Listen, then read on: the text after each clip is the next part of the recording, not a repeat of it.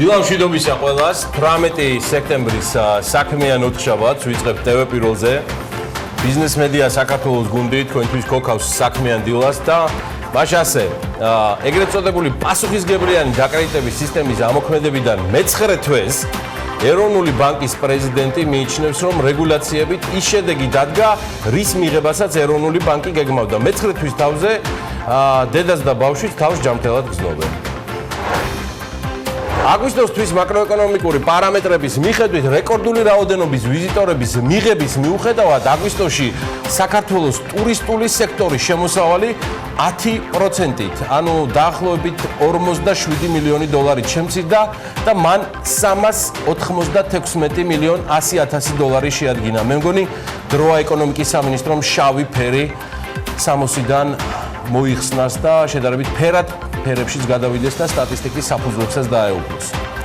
ბანკების მიერ დასაკუთრებული ქონების მოცულობა მცირდება, აბა რა გეგონათ, ეროვნული ბანკის საფინანსო სექტორის მიმოხილვის მიხედვით მიმდინარე წლის ივლისში კომერციული ბანკების მიერ დასაკუთრებულმა ქონებამ თითქმის 178 მილიონი ლარი შეადგინა. სატნები მიმოხილვის თანახმად წლიურად ბანკების მიერ დასაკუთრებული ქონების ღირებულება 22 მილიონ 400,000 ლარით შემცირდა. კერძოდ 2018 წლის ივლისში ეს მაჩვენებელი 200 მილიონ 300,000 ლარი იყო.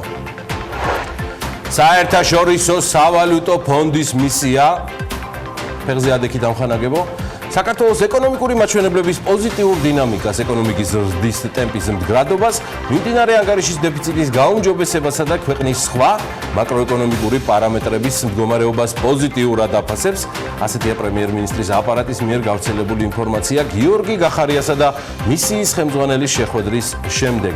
რელიზის მიხედვით მერსედეს ვერა მარტინმა აღნიშნა, საქართველოს ეკონომიკური ზრდის დინამიკა საკმაოდ მყარია. შეხვედრამ საქმიან და მშვიდ ვითარებაში ჩაიარა.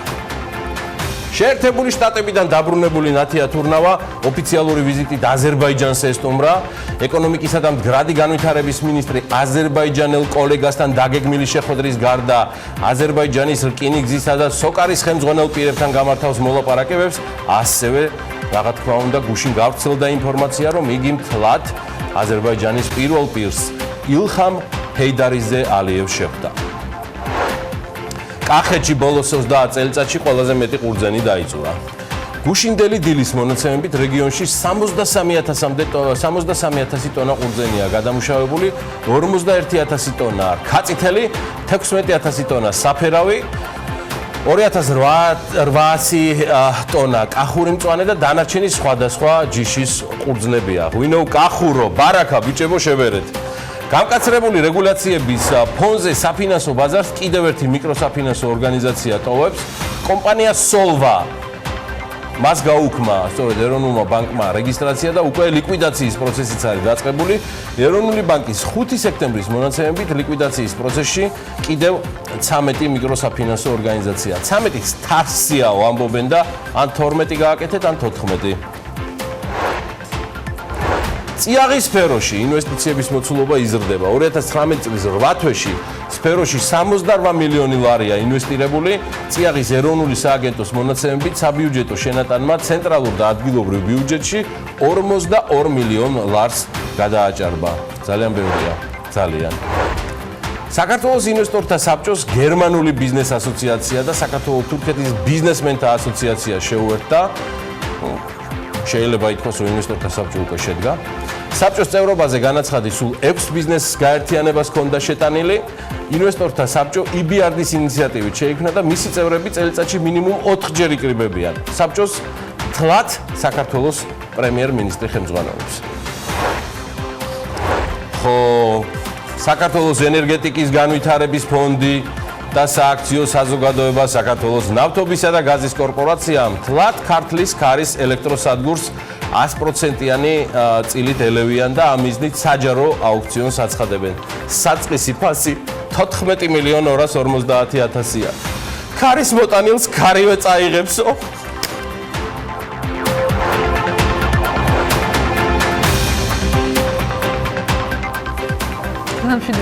მშვიდობისა ყველას. მოგესალმებით, ძალიან საინტერესო დღე იქოქება 18 სექტემბერია, 4-შაბათი დღე. საქმიანი დილას ტრადიციულად წარმოგიდგენთ მე, გიორგი ისაკაძე, ანა ვაპიაშვილთან ერთად და ძალიან მოხარული ვარ, რომ BMG-ს აქვს პატივი TV პირველზე გახსნას ყოველთვის ეთერი საქმიანად. დღევანდელი დღეც ისეთ დახუმძლურია. საქმიანი საინტერესო და ამბები. კი ბატონო. მრავალჯერ ვარამ გადანახადი და მრავალჯერ ვერ გაყიდული, რადგან სულ პრობლემა იყო მისი აქციების თუ განთავსებლის დასახელება, იქნებოდა ეს IPO-ს თემა თუ სხვა, ეს ბევრჯერ გამختარა ხელზე ჩამოსათვლელი საინვესტიციო ბანკების მათ შორის საჯილდაო ქვა, თუმცა მთავრობა მერისი მთავრობა ვარო და დაანონსებული მასიური პრივატიზაცია არც მეტი არც ნაკლები ქარის ელექტროსადგური დაიწყო, რომლის 100%-ად სახელმწიფო ელევა და ყიდის.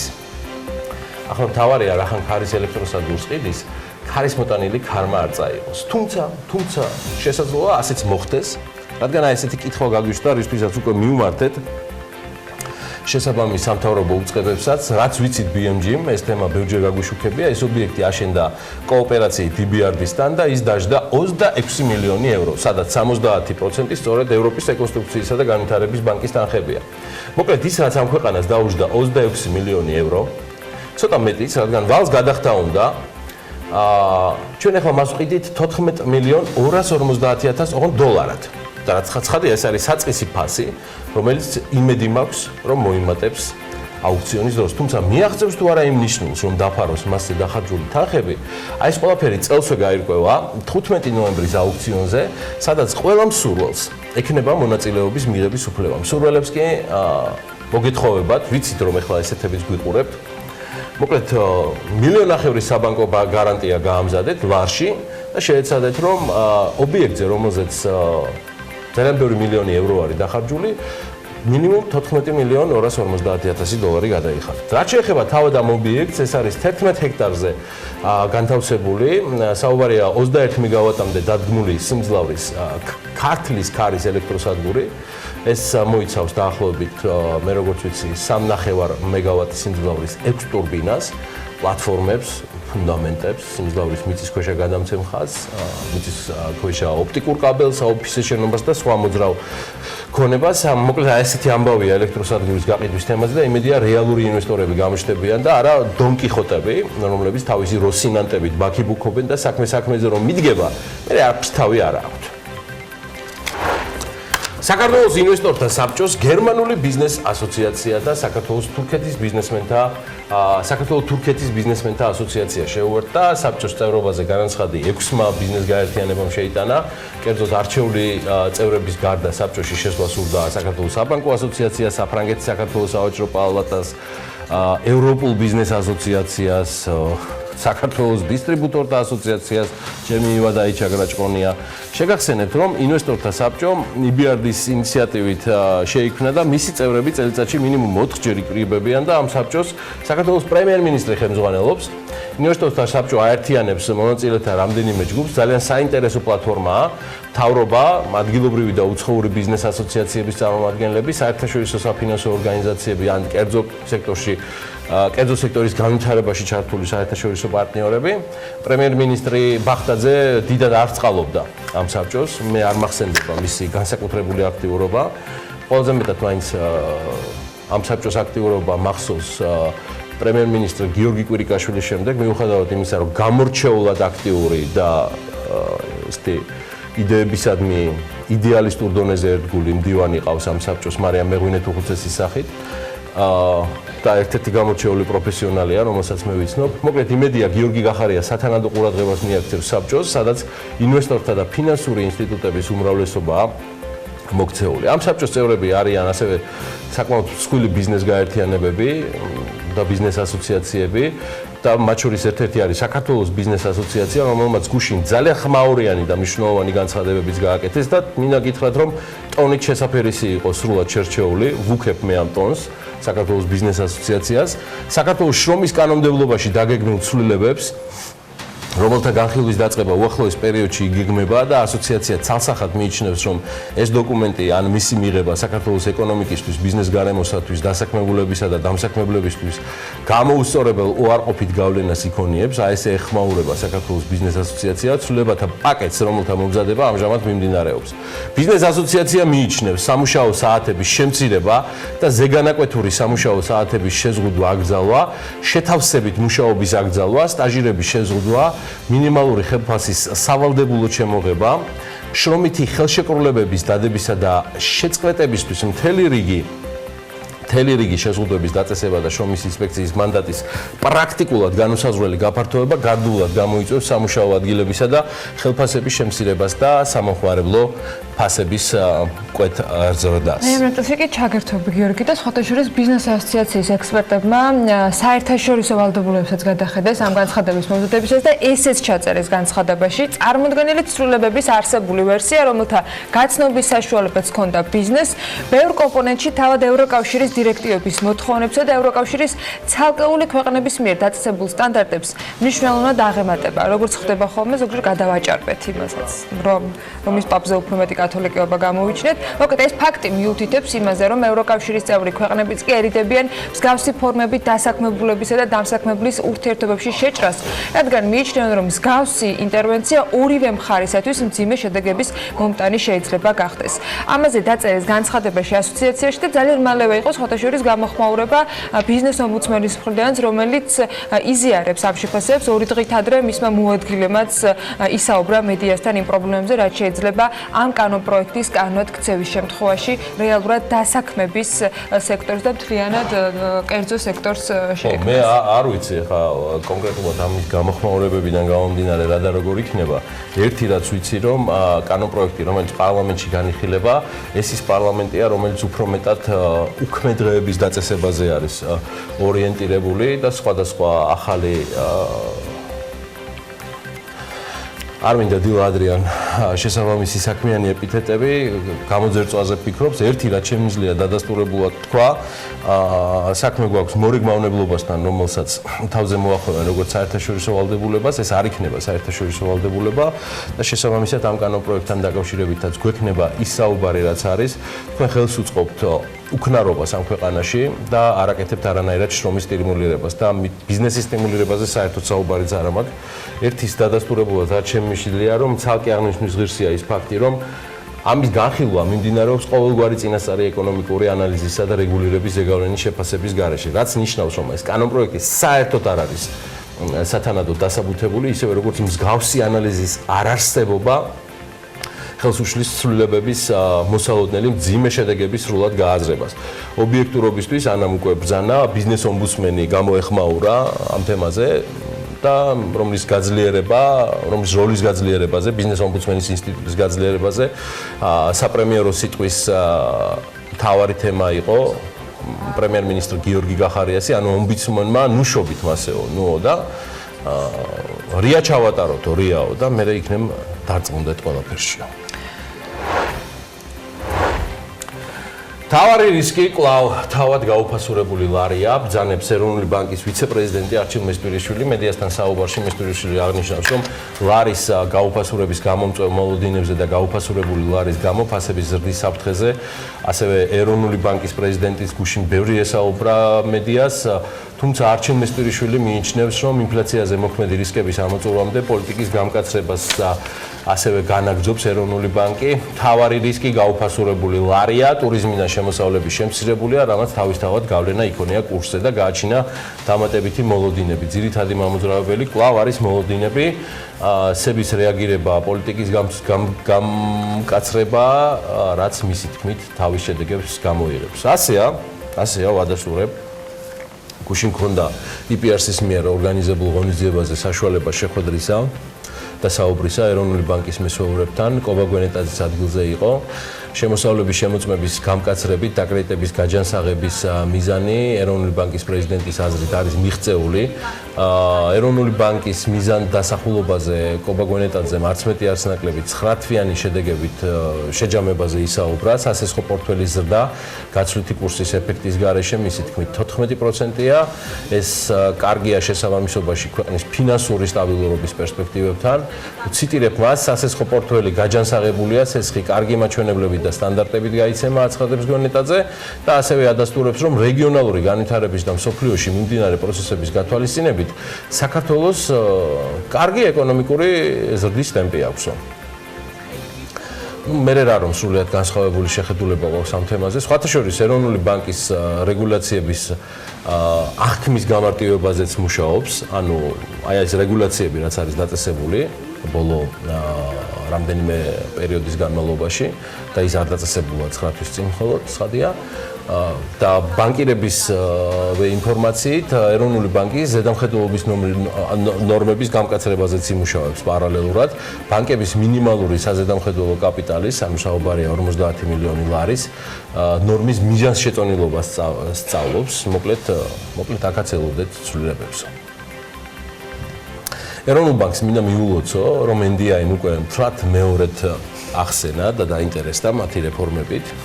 ჯერ მათი საქმიანობაში აფასებინა ქართულ რესპონდენტებს და გუშინ მთლად ამ ხალხის ყველაზე ბრძენთაბრძენი და ეკონომიკაში ბოლომდე განსწავლული რესპონდენტების აზრით საქართველოს ეროვნული ბანკის მიერ დაწესებული რეგულაციების უმრავლესობა დადებითად შეფასდა. ვაშა ამხანაგებო, ოღონდ ამასობაში სურს ჩემი მეგობრები გავაფრთხილო ეროვნულ ბანკში, რომელიც ამ ქვეყნის საუკეთესო ეკონომისტებით და ფინანსისტებით არის დაკომპლექტებული. სოციალური კამპანია, რომელიც ეროვნული ბანკის წინააღმდეგ არის ამოწყებული, ამ თემაზეა, ცდილობენ გაარკვიონ რა და როგორი თემები შეიძლება იყოს. ძალიან ნუ დაიძაბებით და ნურც ოთახს ჩააბნელებთ და ნურც მერე დაიწყებთ მაგუკუნში შავი კატის ძებნას ამ კამპანიების დირიჟორების ან ორკესტრირებისას. თავს ბოლომდე ვერაფერზე ვერ დავდებთ, მაგრამ არ ამგონია რომ რთული წარმოსადგენი იყოს ვინ დგას ამ კამპანიის უკან. ხო და თქვენ საპოლიტიკური რიგების მიღმა პოლიტიკურ გუნდში ეძებეთ ტროლები, ვინც ამ კამპანიას აწარმოებენ ეროვნული ბანკის წინააღმდეგ. სულ ეს არის ჩემი კომენტარი.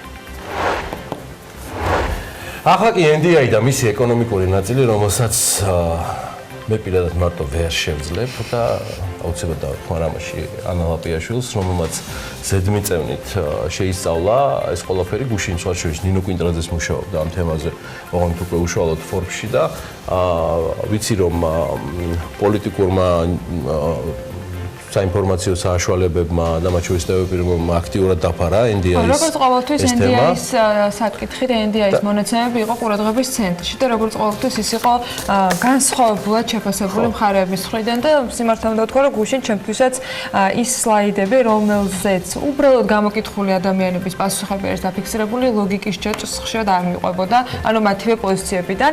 მოკლედ, ეროვნულ დემოკრატიული ინსტიტუტის დაკვეთით ჩატარებული კვლევები სრულად განსხვავებული შეფასებების სამიზნე იყო გუშინაც, თუმცა ამჯერად შეფასებაზე საუბარი ნამდვილად არაფრის მომცემი იქნება საქმიანი დილის ეთერში. მე თუმცა ამ გამოკითხვის შინაარსი ბევრ მიმართულებაზე კითხვებს აჩენს და არა შესაძლოა კვალიფიკაციის ნაწილში, არამედ რამდენად შეიძლება ეს პასუხები იყოს ერთსა და იმავე გამოკითხული ადამიანების მხრიდან რაიმე სახის ლოგიკაში. თუმცა ეს არის მოსახლეობის შეფასება, მათი ეკონომიკური მდგომარეობა გაუარეს და ლარის გაუფასურებასთან ერთად ხალხი უფრო მეტად ფიქრობს, რომ ქვეყანა არასწორი მიმართულებით ვითარდება და ამასობაში ადამიანების ერთი ნაწილი თანხას მაინც შავი დღესთვის აგროვებს, ანუ კონკრეტული მიზანი და სამიზნე არ აქვს.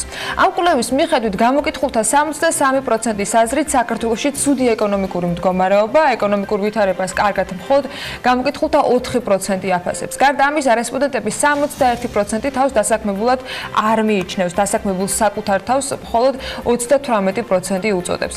ისიც უნდა ვთქვათ, რომ კითხვის ქვეშ თვით დასაქმებულებიც იგულისხმებიან, მაგრამ პოზიცია არის ის, რაც არის.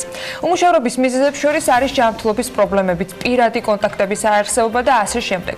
NDI კომუნალურ გადასახადებთან მიმართებითაც მოსახლეობის შესაძლებლობით დაინტერესდა და კითხვაზე ბოლო 6 თვის მანძილზე ყოფილა თუ არა შემთხვევა, რომ არ გქონდათ საკმარისი ფული კომუნალური გადასახადების დასაფარად, გამოკითხულთა 48%-მა თქვა, რომ ასეთი შემთხვევა ყოფილა.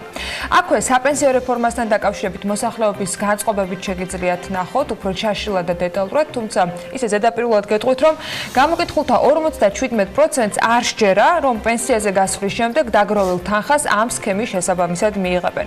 რაც შეეხება ზოგადად ჯანდაცვის თემას, ენდიაი მკითხა გამოკითხულ მოსახლეობას, რა არის ჯანდაცვის სისტემის წინაშე ყველაზე დიდი პრობლემა? აქ 47% პასუხობს, რომ ეს არის სწავლების ფასი. ამის შემდეგ ექიმების დაბალი პროფესიონალიზმია გამოკითხულთა მიერ დასახელებული ყველაზე დიდი პრობლემა და სამედიცინო მომსახურების ფასები კიდევ მესამე პოზიციაზე ხმებს თუ დავითვლით. გარდა ამისა, რესპონდენტების 54% ამბობს, რომ საკმარისი თანხების არ ქონის გამო მათ საკუთარი პრობლემებისათვის ჯანმრთელობის მკურნალობას გულისხმობ გადადეს მომსახურება. 50% კი აღნიშნავს, რომ ამავე მიზეზით გასული წლის განმავლობაში იყო შემთხვევები, როდესაც ამალი ვერ შეიძინეს. ამ ფონზე კვლევის მონაწილეების უმრავლესობა საყოველთაო ჯანდაცვის პროგრამას მაინც დადებითად აფასებს. ხო, ეს კვლევა ჩატარებული არის ივლისის თვეში და პრინციპში ამ პერიოდში შეიძლება ახალი დაწყებულიყო, ან არც იყო დაწყებული მედიკამენტების ერთლარად შეძენის შესაძლებლობის გაფართოების სქემა, რომელიც დღეს მოქმედებს და შესაძლოა არც იყო შესული მოკლედ ამ მონაცემებში. ამ ტენდენციაში ძალიან ბევრი ურთიერთგამომრიცხავი მონაცემი დგება, თუმცა გამოკითხვით მიღებული შედეგები ლოგიკის სრულფასოვან ჯაჭვში შეიძლება ხშირ შემთხვევაში ვერ მოექცეს, ეს იქნება ბანკებთან დამოკიდებულება, სესხის აღების შესაძლებლობას პირველი ვის გაიხსენებენ, ან ვის მიმართავდნენ, ან არსებობს თუ არა შანსი იმისა, რომ ამ თუ იმ გამოკითხულმა მოსახლემ აიღოს უპროცენტოდ სესხი რამდენიმე დღის განმავლობაში. მაგრამ ფაქტი არის ის, რომ ეს გამოკითხვა აჩვენებს იმ განწყობას, რომელიც 2000-ზე მეტი ადამიანის გამოკითხვის შედეგად სტატისტიკური მონაცემებით დამუშავდა და შედგა. უმუშევრობა, გაზრდილი ფასები, კვლევის მიხედვით და მის გარეშეც მოსახლეობისთვის უმნიშვნელოვანესი პრობლემა რომ არის. ამას NDI ნამდვილად არ სჭირდება, ჩვენ ვცდილობთ არაფერი გამოგვეპაროს და ერთ-ერთ უმნიშვნელოვანეს პრობლემას საწვავის ფასების ცვლილებას რასაც ვაკვირდებით, ამას ცხადია თავის ძალიან მნიშვნელოვან და გამჭრე აღმზერას არაშორებს ლევან თაღიაშვილი, რომელიც ახერხებს, რომ ყოველი გადაცემის წინ აქ იყოს და მე მტროლოს იმ თავისი, რა ქვია, Instagram story-ებით, რომელიც მე ათავსებს, ესეც კარგად გამოსდის, მაგრამ გუშინ მას ჰქონდა საშუალება, რომ ამ სფეროს შესაბამის რესპონდენტებთან ერთად მოიკითხა ნავთობპროდუქტების ფასის ცვლილებების პროგნოზი, რომელსაც კონკრეტული გარემოებიდან გამომდინარე, რომელიც შაბათ საღამოს საუდის არაბეთში შეიქმნა, ვაშუქებთ ჯერ კიდევ ორშაბათს დილიდან მოყოლებული. მიუსალმები ლევანს კიდევ ერთხელ უკვე სატელევიზიო სალამი ლევანს და დილამშვიდობისა და ველით მის განახლებულ ინფორმაციას რა ხდება ჩვენს ზევით და ჩვენს ქვევით. ნამდვილად ასეა, ორი დღეა BMG-ის ეთერებში ნავთობის საერთაშორისო ფასების მატებაზე გვაქვს საუბარი, რაც საუდის არაბეთში მომხდარმა თავდასხმამ გამოიწვია. ნავთობ იმპორტიორთა კავშირის წევრთა შეხვედრაზე საჭირო ჩავთვალეთ გვეკითხა სოკარ პეტროლიუმ ჯორჯიასა და დისტრიბუტორთა ასოციაციის წარმომადგენლებთან თუ რა გავლენას მოახდენს ეს ფაქტი ბენზინისა და ზოგადად პროდუქტების ფასზე. ლევან გიორგაძის განცხადებით ჯერჯერობით პროგნოზების გაკეთება რთულია, რადგან ახალი ფასის დასადგენად გარკვეული დრო უნდა გავიდეს და თან ისიც უცნობია ეს კრიზისი რამდენ ხანს გაგრძელდება. თემაზე კომენტარი გააკეთა ასევე ვანო მთრვალაშვილმაც, მანაც პროგნოზების გაკეთებისგან თავი შეიკავა, მიუხედავად ყველაფრისა საერთაშორისო ბაზრის გავლენას ჩვენი ზომის ეკონომიკის ქვეყანა ვერ გაექცევა და შესაძლოა ფასების გადახედვა მომავალში გარდაუვალი გახდეს. ვნახოთ რესპონდენტების კომენტარები. საერთაშორისო ბაზარზე 10%-ით მოიმატა ნავთობის ფასმა, გააჩნია რა სიხშირით ამუშავდება სიმძლავრეები საუდის არაბეთში. და რამდენი ხანი გასტანს ეს აძურება და ასე ვთქვათ შეზღუდული მიწოდება. კი, იმიტომ რომ ამერიკამ ამავე დროს გასაბრძანება იმაზე, რომ რეზერვების გაყიდვა დაიწყო და შესაბამისად ნახოთ როგორ დააბალანსებს ეს ყველაფერი მიწოდება მოთხოვნაზე. რთულია, იმიტომ რომ გუშინ მოხდა ეს ყველაფერი და ეხლა გუშინ არ დამიტვირთია გემი რო გითხათ რომ ძვირზე დავტვირთე და ნახოთ. ლოჯისტიკის ხარჯები პირდაპირაა დაკავშირებული საწვავის ფასთან, დისტრიბუტორთა და მწარმოებელთა ასოციაციები ადასტურებს, რომ თუ მათი ხარჯები მოიმატებს, დახლებზე პროდუქციის ღირებულება დიდი ალბათობით გადაიხედება.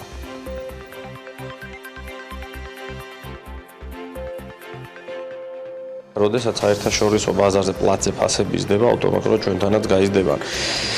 ბოლო პერიოდში, როდესაც თქვათ იყო ლარის დევალვაცია, ესეთ კრიტიკულ მნიშვნელობამდე მივიდა იმ პერიოდში ესე რომ ვთქვათ, გაგვიმართლა და პლატზე ფასები არ გასდილა და რაღაც დოზით მოიკლო კიდევაც და ამან არ გამოიწვიას დათორე. დამერწმუნეთ, რომ დღეს საკმაოდ მაღალი იქნებოდა ფასები და რა თქმა უნდა, თუ საერთაშორისო ბაზარზე პლატზე ფასები აიწევს, ნეგატიურად აისახება ჩვენთანაც და მე ვთვლი, რომ შესაბამისად ლუფტი აქვს მთავრობას, სულ რაღაც 3 წლის წინ აქციზე ფასები გაიზარდა და ვთვლი, რომ არის შესაძლებელი იგივე აქციზე ფასების დაკლების შესაბამისად კიდევ უფრო გაიაფთეს. სამწუხაროდ ჩვენ ვართ მცირე ეკონომიკის ქვეყანა, შესაბამისად აქედან გამომდინარე დამოკიდებული ვართ გარე რყევებზე და ბაზრებზე, მათ შორის სავალუტო რყევებზე და პლუს კიდე ხა საწოლთან მიმართებაშიც, როდესაც ვთქვათ, ფასები იმატებს შესაბამისად ჩვენსკენ გადმოდის და ვიცით, რომ საწვავი ყველა პროდუქციაში შიდ დევს და აქედან გამომდინარე ყველა პროდუქციაზე მოქმედებს ეს.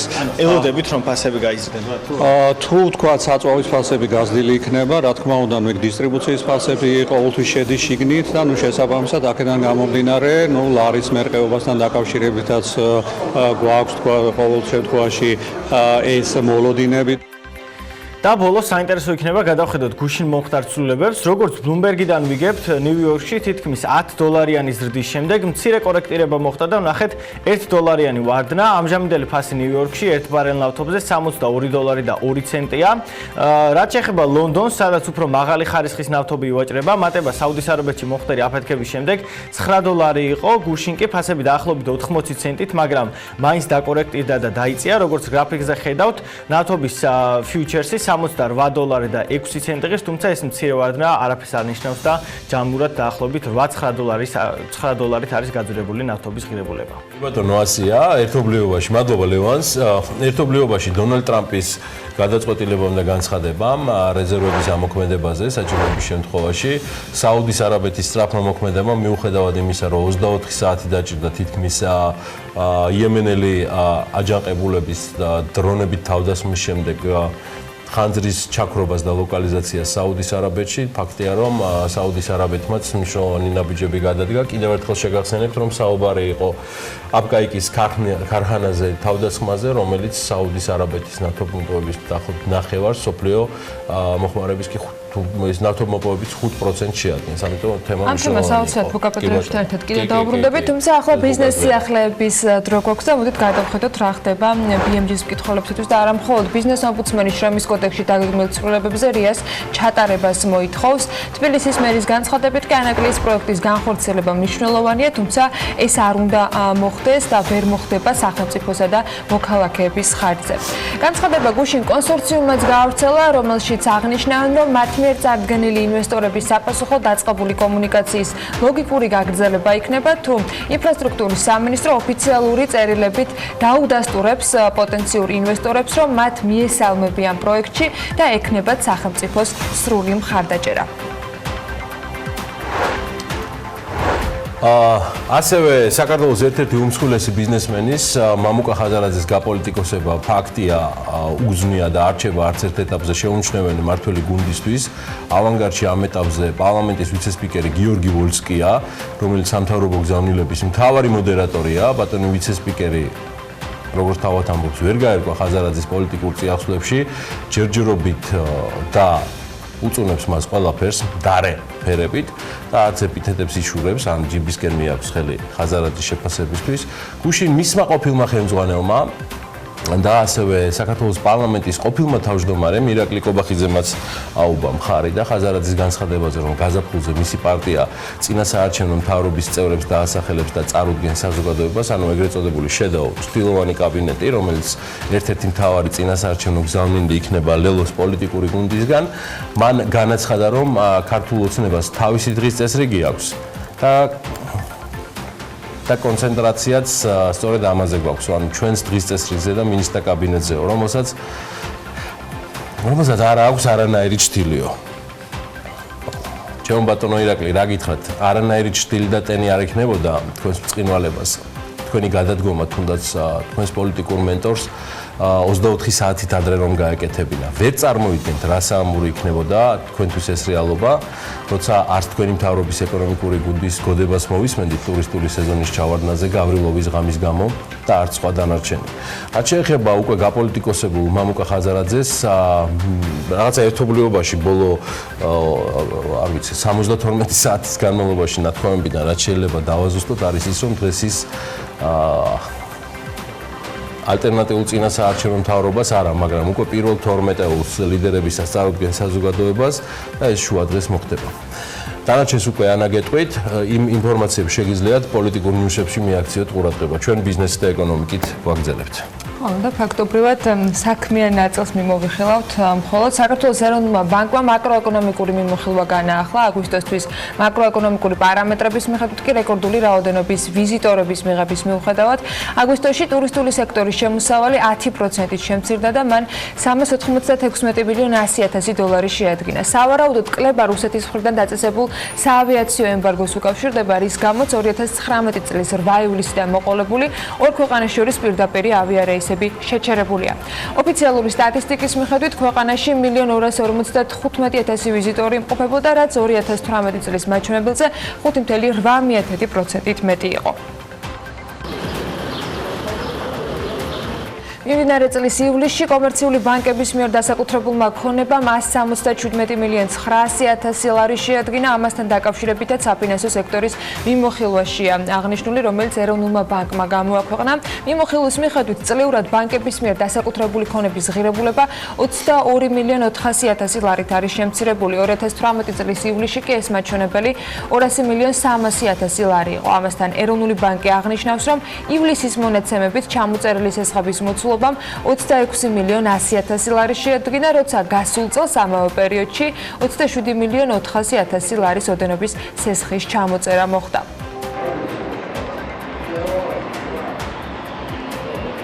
რაშიც ეროვნულ ვალუტას და რომელი პარამეტრები ახდენს ლარის არასტაბილურობაზე ძირითად გავლენას, ეს კითხვა კოპაგონეტაძესთან გუშინ დაისვა. ეროვნული ბანკის პრეზიდენტმა პირდაპირ პასუხს თავი არიდა და მან იმ ძირითად კომპონენტებზე ისაუბრა, რასაც ეროვნული ბანკი ვალუტის მდგომარეობაზე დასაკვირვებლად უყურებს. პოპულიზმის და ესეთი იმისათვის რომ ამის ანალიზი გაკეთდეს, აუცილებელი არის საგანმანათლებლო ბალანსი, რომ მთლიანად გქონდეს. თქვათ, ჩვენ როდესაც მიმდინარე ანგარიშებს საუბრობთ ხოლმე, იქ არ უყურებთ მხოლოდ სავაჭრო ბალანსს, რა თქმა უნდა, და სხვა პუნქტები, სხვა მაჩვენებლებიც უნდა გავითვალისწინოთ, როგორც არის იგივე გადმორიცხვები, სერვისებიდან შემოსავალი და ასე შემდეგ. იგივე შეეხება ფინანსურ ანგარიშსაც, როგორც მოგეხსენებათ, პირდაპირ უცხო ინვესტიციები ფინანსური ანგარიშის ერთ-ერთი ნაწილია და ვფიქრობ, რომ მას შემდეგ და თვის ბოლოს იქნება საგანმანათლებლო ბალანსი მეორე კვარტალის, შესაძლებელი იქნება ვთქვათ, უფრო რა მოახდინა გავლენა ამაზე, ასე ცალსახედ რთულია თქმა და მეორე კვარტალის ბალანსის საგანმანათლებლო ბალანსის გამოქვეყნების მერე უფრო კარგად იქნება შესაძლებელი ამ ანალიზის გაკეთება. ნეგატიური ინოვაციების კლებაზე მაინც როგორ ვფიქრობ, რომ სექტორი ვითარდება კარგად, მაგრამ რაც უფრო მნიშვნელოვანი არის ჯანსაღად ის, რომ სექტორი გააგრძელებს ასე მუშაობას, იქნება იმის დასტური, იმის, რომ ინვესტიციები ყოველთვის შენარჩუნებული იქნება. ხოლო და ერთი ადამიანის ძალისხმევა არსებულ პრობლემას ვერ უშუალებს. ასეთი იყო გიორგი გახარიას გაპრემიერებასთან დაკავშირებით დისტრიბუტორთა ბიზნეს ასოციაციის ხელმძღვანელის შეფასება, რომელმაც ლარის კურსზე ისაუბრა და ის ამბობს, რომ დღეს ბიზნესისა და ეკონომიკის მთავარი პრობლემა სწორედ ლარის კურსია. თუ კონკრეტული გეგმა არ იქნა წარმოდგენილი მთავრობის მხრიდან, მაშინ ეროვნული ვალუტის დასტაბილურება ვერ მოხდება. ზოგადი შეფასებები, როგორც ისმის ბიზნეს სექტორიდან და სხვადასხვა ასოციაციებიდან, თქვა და არ არის ისეთი კრიტიკული და არ არის ისეთი ნეგატიური, თუმცა აქ თავარი რაც არის გასათვალისწინებელი, რომ ერთი ადამიანი ამ ყველაფერს ნამდვილად ვერ შეცვლის. ფაქტია, რომ თქვა იგივე გუნდი, ეკონომიკური გუნდი, ვინც იყო წინა პრემიერის დროს, არის დღევანდელ რეალობაში იგივე. ნუ თუ ჩვენ იმას ვისაუბრებთ, რომ ლარის სტაბილურობა არის, როდესაც არ არის 3 და არის 2.96, ეს მინდა გითხრათ, რომ არის ცდარი, ლარის სტაბილურობა იქნება, როდესაც იგი 2.7 ნიშნულს ჩამოცდება. ყველაზე მნიშვნელოვანი ქვეყნის ეკონომიკისთვის დღევანდელ დღეს არის ლარის სტაბილურობა, ლარის გაჯანსაღება და ლარის გაჯანსაღებას ვერც ეროვნული ბანკი შეძლებს ცალკე და რა თქმა უნდა მთავრობის ეკონომიკურმა გუნდმა თუ ამას ხელი არ შეუწყო და ერთობლივად არ იმუშაოს, რა თქმა უნდა, ამას არაფერი არ იშველება და ახლა უკვე დრო არის რომ ამინდის პროგნოზს გადავხედოთ და ტრადიციულად გარემოს ეროვნული სააგენტო გვაწვდის ცნობებს ამინდის შესახებ, რომლის მიხედვითაც ამინდი მთელი ქვეყნის მასშტაბით სამხრეთიდან გავრცელებული თბილი ჰაერის მასების გადაადგილებით იქნება გამპირობებული და დროგამოშებით ღრუბლიანობის მომატებას ველოდებით. აღმოსავლეთ საქართველოში ზოგან იქროლებს დასავლეთის მიმართულების ძლიერი ქარიც. სოხუმში 26 გრადუსია ნავარაუდები, ბათუმსა და ქობულეთში უნალექო ამინდი და 27 გრადუსი იქნება, ქუთაისში 29 გრადუსი მიაღწევს ტემპერატურა, ზუგდიდში და ანაკლიაში 28 გრადუსი დაფიქსირდება, ოზურგეთში 29 გრადუსია ნავარაუდები და ონში 25 გრადუსი. გორში მაქსიმალური ტემპერატურა 27 გრადუსი იქნება, ცხინვალში 26 გრადუსია ნავარაუდები, მარნეულში 28, რუსთავში 29 და ახალციხეში 26 გრადუსი.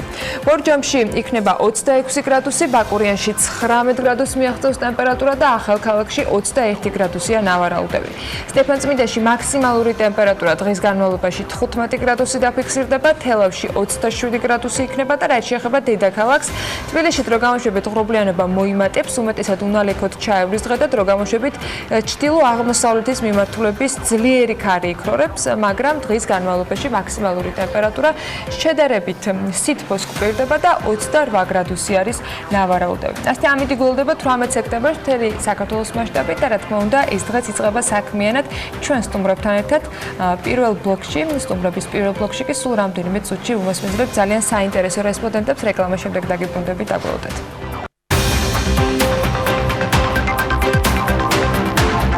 ბრიტანული სეზონი UK Georgia 2019 გრძელდება, პროგრამა, რომლის მიზანიც ახალი ბრიტანული ხელოვნებისა და ხელოვნების წარდგენა, ახალი აუდიტორიის მოზიდვა ხელოვნებისა და შემოქმედებითი ინდუსტრიების საშუალებით საქართველოში მცხოვრები ახალგაზრდების ხელშეწყობა, ახალი უნარების შესაძენა და ამით ცხოვრების გაუმჯობესებისათვის გზის გაკვლევა ძალიან ბევრ საინტერესო მიმართულებას მოიცავს და ძალიან ბევრ საინტერესო პროექტს აერთიანებს. მათ შორის ფესტივალებსაც, კონფერენციებს, კინოპროგრამას, ვორქშოპებსა და მასტერკლასებს, ასევე დისკუსიებსა და ლექციებს მუსიკის და კინოს საშემსრულებლო ხელოვნების შესახებ. მოკლედ ძალიან საინტერესო თვეები გველოდება წინ და სწორედ ამ ნაწილზე უნდა ვისაუბროთ ჩვენ სტუმრებთან. მაია დარჩია, ბრიტანეთის საბჭოს ხელოვნების პროგრამის მენეჯერი საქართველოში და რებეკა საიმორი, ბრიტანეთის საბჭოს ფესტივალებისა და სეზონების დირექტორი შემოგვიერთდნენ სტუდიაში. მადლობა მათ იმისათვის რომ არიან ჩვენთან ერთად. მოგესალმებით. მადლობა იმისთვის რომ ხართ საქმიანობის სტუმრები.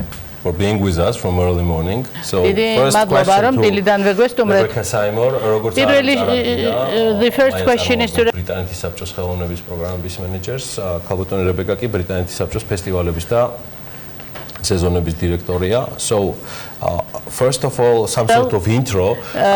პირველ რიგში მინდა პირველ რიგში რომ თქვენ პირველი შეკითხვა დაგისვათ პერსონალური როლის შესახებ მთელ მოვლენებში ბრიტანეთის საბჭოსთან ერთად და რა არის დღევანდელი მდგომარეობა. ჩემი მოვალეობა გახლავთ რომ გაუწიო დირექტორობა საფესტივალო სეზონს, ყველა ჩვენი კოლეგა რომლებიც ასაოდე ქვეყანაში მუშაობენ, სწორედ ჩართული არიან იმაში რომ ქვეყნებს შორის ურთიერთობების თაობაზე დროდადრო ვიზეიმოთ და ფაქტიურად ეს გახლავთ ის საშუალება რომლითაც განვითარებს ჩვენს ურთიერთობებს ქვეყნებთან. როგორ არის ხოლმე ზოგადად თქვენი სტილი ფესტივალების დაგეგმისა? რა თქმა უნდა, ეს არის ერთ-ერთი საშუალება, როგორც უკვე ვთქვი, ქვეყნებთან ურთიერთობების განვითარებისა და თვითონ ოლიმპიური, ასე ვთქვათ, თამაშების დროს ჩვენ შესანიშნავი ურთიერთობები დავამყარეთ იაპონიასთან მაგალითად, მაგრამ საქართველოსთან ჩვენ ხანგრძლივი ურთიერთობა და თანამშრომლობა გვაქვს. უფრო ზუსტად ხომ ვერ გვეტყვით საქართველოს სპეციფიკის შესახებ ფესტივალთან დაკავშირებით. ორი რამ არის ყველაზე მნიშვნელოვანი. ერთი, უნდა ხაზი გაუსვათ იმას, რომ შესანიშნავი ურთიერთობა გვაქვს დამყარებული საქართველოს მთავრობასთან მთელი ამ პროგრამის მანძილზე და ყველა შესაბამის ორგანიზაციასთან.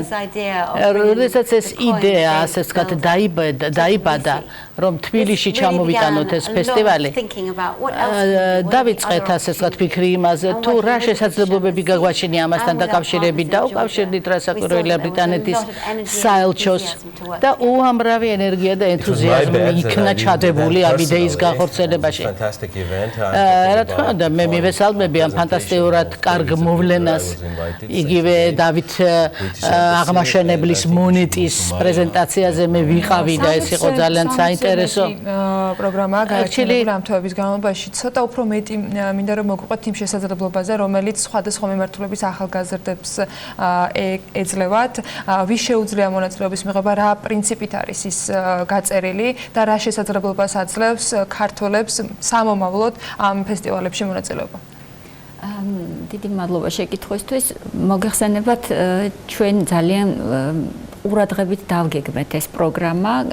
სამიზნე აუდიტორია, რა თქმა უნდა, ახალგაზრდობაა, იმიტომ რომ ბრიტანეთის რეპუტაცია და ბრიტანეთის შესახებ ინფორმირებულობის დეფიციტი საქართველოში არ არის, მაგრამ ჩვენი მიზანი ბრიტანეთის საელჩოსთან ერთად თანამშრომლობის პროცესში იყო ის, რომ ახალ ეტაპზე და საფეხურზე აგვეყვანა ეს თანამშრომლობა და ბრიტანეთი წარმოგვედგინა როგორც ახალი ქვეყანა, სიახლეები, თანამედროვეობა და მისი გახსნილობა დღევანდელ საკმაოდ რთულ სამყაროში. შესაბამისად, შევარჩიეთ ორი თემა. ესა ერთი არის კულტურული შემოქმედებითი ინდუსტრიები და მეორე ინკლუზიურობა, შეზღუდული შესაძლებლობების პირთათვის და განსაკუთრებით ხელოვანთათვის, პროფესიული განვითარების შესაძლებლობების მიცემაც და ამავე დროს ბრიტანული და ქართული თანამშრომლობებისთვის ხელის შეწყობა. შესაბამისად, აი ეს 60-ზე მეტი ღონისძიება გულისხმობს არა მარტო ბრიტანული ხელოვნების ნიმუშების ჩვენებას, არამედ ისეთ თანამშრომლობას, როგორიც ვთქვათ ბრიტანეთის მუზეუმსა და ეროვნულ მუზეუმში შორის მოვახერხეთ, როდესაც მეფე დავითის მონეტა ჩამოვიტანეთ, როდესაც ვთქვათ აკა მორჩილაძე იქნება ერთ-ერთი მონაწილე ამ ჩვენი პროექტისა, მაგრამ ასევე წარმოვადგინოთ თანამშრომლობა, ვთქვათ, თბილისის საერთაშორისო თეატრალურ ფესტივალსა და სახელგანთქმულ ბრიტანულ კომპანიას შორის, რომელსაც Studio Wayne McGregor ქვია. თბილისის საერთაშორისო კინოფესტივალზე თანამშრომლობა ბრისტოლის Encounters კინოფესტივალსა და თბილისის კინოფესტივალს შორის Depicted, რომელიც ძალიან საინტერესო და ახალგაზრდული კომპონენტია 90 წამიანი ფილმების ფესტივალი. თან იმის გათვალისწინებითაც, რომ ბრისტოლის და თბილისის ესეთი მრავალწლიანი დამეგობრების ტრადიცია და ზუსტად მაგის გათვალისწინებით. რამდენად აქტიურები იყვნენ საქართველოდან ახალგაზრდები და ყველა სფეროს წარმომადგენლები, რომლებიც თქვენ ჩამოთვალეთ ამაში ჩართვისთვის და რამდენად იყო მათთვის დანახული შესაძლებლობა, რომელიც ამ კვირეულების, შეიძლება თვეების განმავლობაში დავარქვათ. იცით რა, ჩვენ ვაკეთებდით პროგრამას ახალგაზრდებისათვის და მივხვდით, რომ არ შეიძლება ახალგაზრდები არ ვკითხოთ მათი აზრი. შესაბამისად, პირველად საქართველოში, ბრიტანეთში ძალიანაა გავრცელებული, მაგრამ საქართველოში პირველად ჩვენ აი ამ სეზონისთვის და შევქმენით ახალგაზრდული ბორდი, რომელიც შეიქმნა ესეთი ღია კონკურსის საფუძველზე 160 ადამიანმა შემოიტანა განაცხადი და აქედან 10 ახალგაზრდა შევარჩიეთ, ესენი არიან ახალგაზრდა კულტურის მენეჯერებიც, იურისტებიც, საკმაოდ ტექნიკურად განვითარებული ადამიანები და ჩვენ მათთან რეგულარული შეხვედრები გვაქვს და ძალიან კარგ ინფორმაციას გვაწვდიან მათი ინტერესების შესახებ.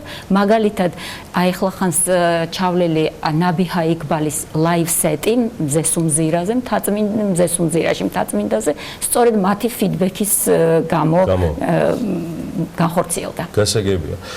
Rebecca, my next question is Rebecca, ჩემი შემდეგი შეკითხვა გახლავთ. Would like to know more about გვინდა უფრო მეტი ვიცოდეთ თქვენი პირადი აზრები. რამდენად არის მნიშვნელოვანი საქართველოსთვის ფესტივალები და სეზონები ამგვარი და უშუალოდ თუნდაც დიდი ბრიტანეთის როგორც ამჟამად ტარდება. რა თქმა უნდა, ჩვენ გვაინტერესებს საერთოდ შემოქმედებითი ინდუსტრია, რომელიც უნდა ჩაერთოს ეკონომიკურ განვითარებაში ქვეყნისა. დიდ ბრიტანეთში ძალიან დიდ როლს თამაშობს ხელოვნება ჩვენი ეკონომიკური განვითარებაში, ინდუსტრიაში, სამრეწველობაში საერთოდ. და ჩვენ შეგვიძლია ამის მეშვეობით ინკლუზიური საზოგადოების შექმნათ, შინაარსიანი სამუშაო ადგილები ჩნდება ამგვარი საქმიანობით. ეს არის ძალიან სპეციფიკური, ასე ვთქვათ, სფერო და თავისი გარკვეული ჯადოსნური ძალა გააჩნია, რომელიც თავის მხრივ ემყარება ნდობას, ურთიერთნდობას. და შეიძლება მთელი საზოგადოება შეიქმნას ისეთი, რომელიც არის უფრო შეკრული, მიზანმიმართული და ბიზნესისთვისაც ძალიან კარგია.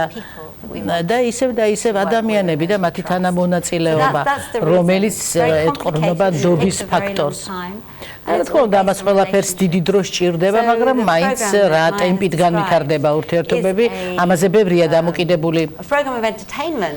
და რა თქმა უნდა, საბოლოო ჯამში ეს არის გართობა, ეს არის სიამოვნების მიღება, რომელიც არც თუ ისე უმნიშვნელო ნაწილი გახლავთ ჩვენი ძალისხმევის. რა ფორმით იყო მათ შორის კერძო სექტორი? მაია, ამ თქვენი მხრიდან შეთავაზებები გაკეთებული და მათი მხრიდან თქვათ ინიციატივები თუ არსებობდა რაიმე ფორმით ჩართული იყვნენ ამ ფესტივალის ფარგლებში? ძირითადად, რა თქმა უნდა, შეთავაზებები ჩვენი მხრიდანაც იყო და მათ, რა თქმა უნდა, კერძო სექტორი ყოველთვის უფრო დამოუკიდებელია თავის გადაწყვეტილებებში, მაგრამ თვითონ ბრიტანული სეზონი, როდესაც ჩვენ ვესაუბრებოდით ჩვენს პარტნიორებს ამ თანამშრომლობების შესაძლებლობების შესახებ, იმდენად საინტერესოა, იმდენად აუდიტორია საინტერესო და საჭირო ახალგაზრდობა და იმდენად ისეთი შეკრული იყო ჩვენი პროგრამა და გეგმები, რომ პრინციპში ძალიან დიდი დაინტერესება გამოიწვია განსაკუთრებით ადგილობრივ პარტნიორებს შორის, როგორც კი ვახსენებდით, აი მაგალითად დიფიქტის პროგრამა, როგორც კი ვახსენეთ კინოფესტივალთან, მომენტალურად კიდე რა შეიძლება რომ გავაკეთოთ. აი ყოველთვის თანამშრომლობა ესა სწორედ რომ როდესაც ორივე მხარე გარკვეულ ვალდებულებებს იღებს და ამ ვალდებულებებს ასრულებს.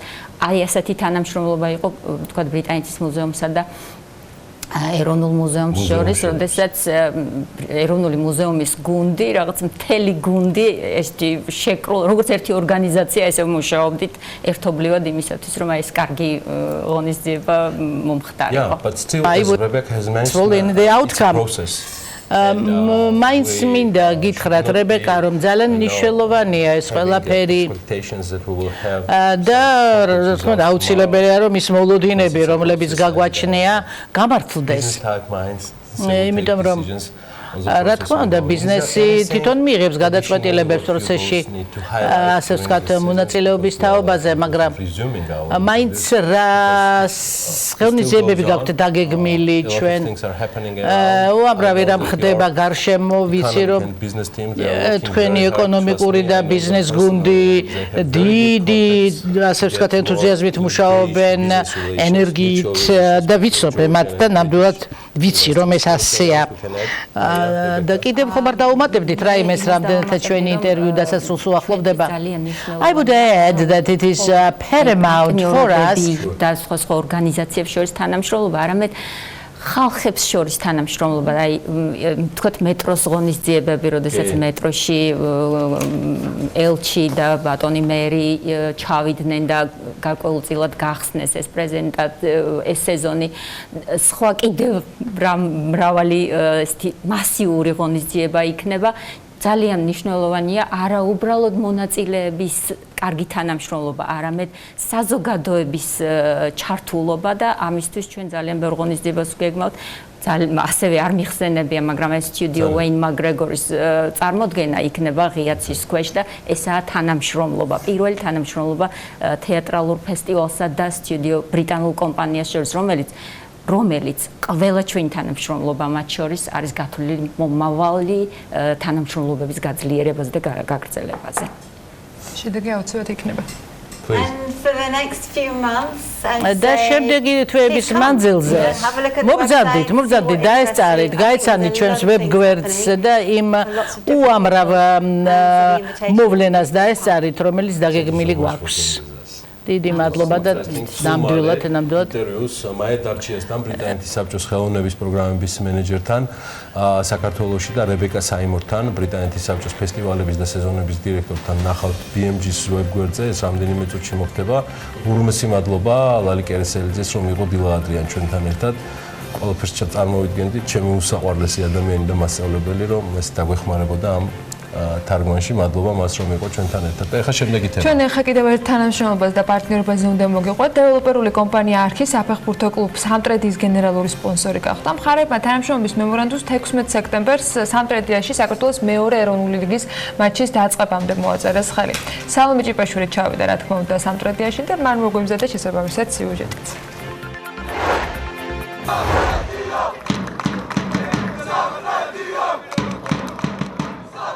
16 სექტემბერი საფეხბურთო კლუბ სამტრედიისთვის ისტორიული დღეა. დეველოპერულმა კომპანიამ არქი დიდი საფეხბურთო ისტორიის მქონე კლუბთან თანამშრომლობის მემორანდუმი გააფორმა და გუნდის ოფიციალური პატრონაჟი თავის თავზე აიღო.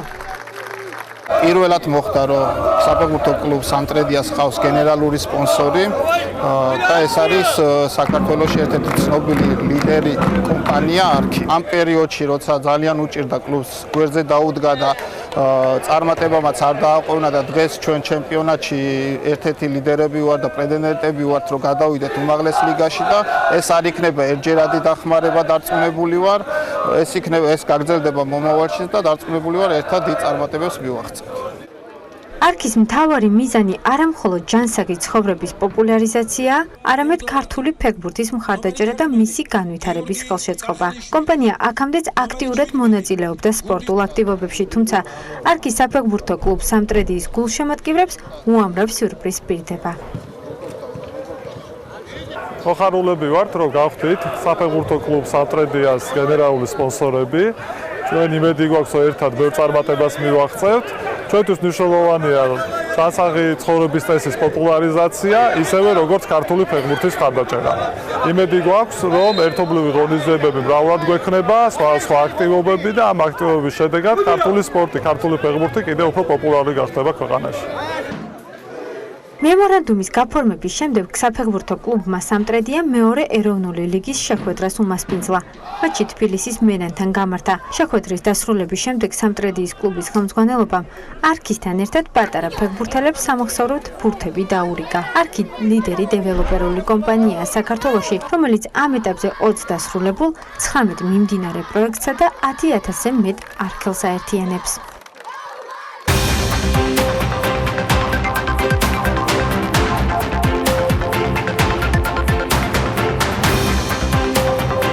ეროვნული ბანკი რეგულაციების ახალი ეტაპისთვის ემზადება საზედამხედველო ნორმების გადახედავენ ბანკების მინიმალური საზედამხედველო კაპიტალის ნორმის მიზანშეწონილობას სწავლობენ სეფში. თბილისის მერიის ინფორმაციით რადიო ქალაქის პროექტში 8 მილიონი დოლარის ინვესტიცია ჩაიდება.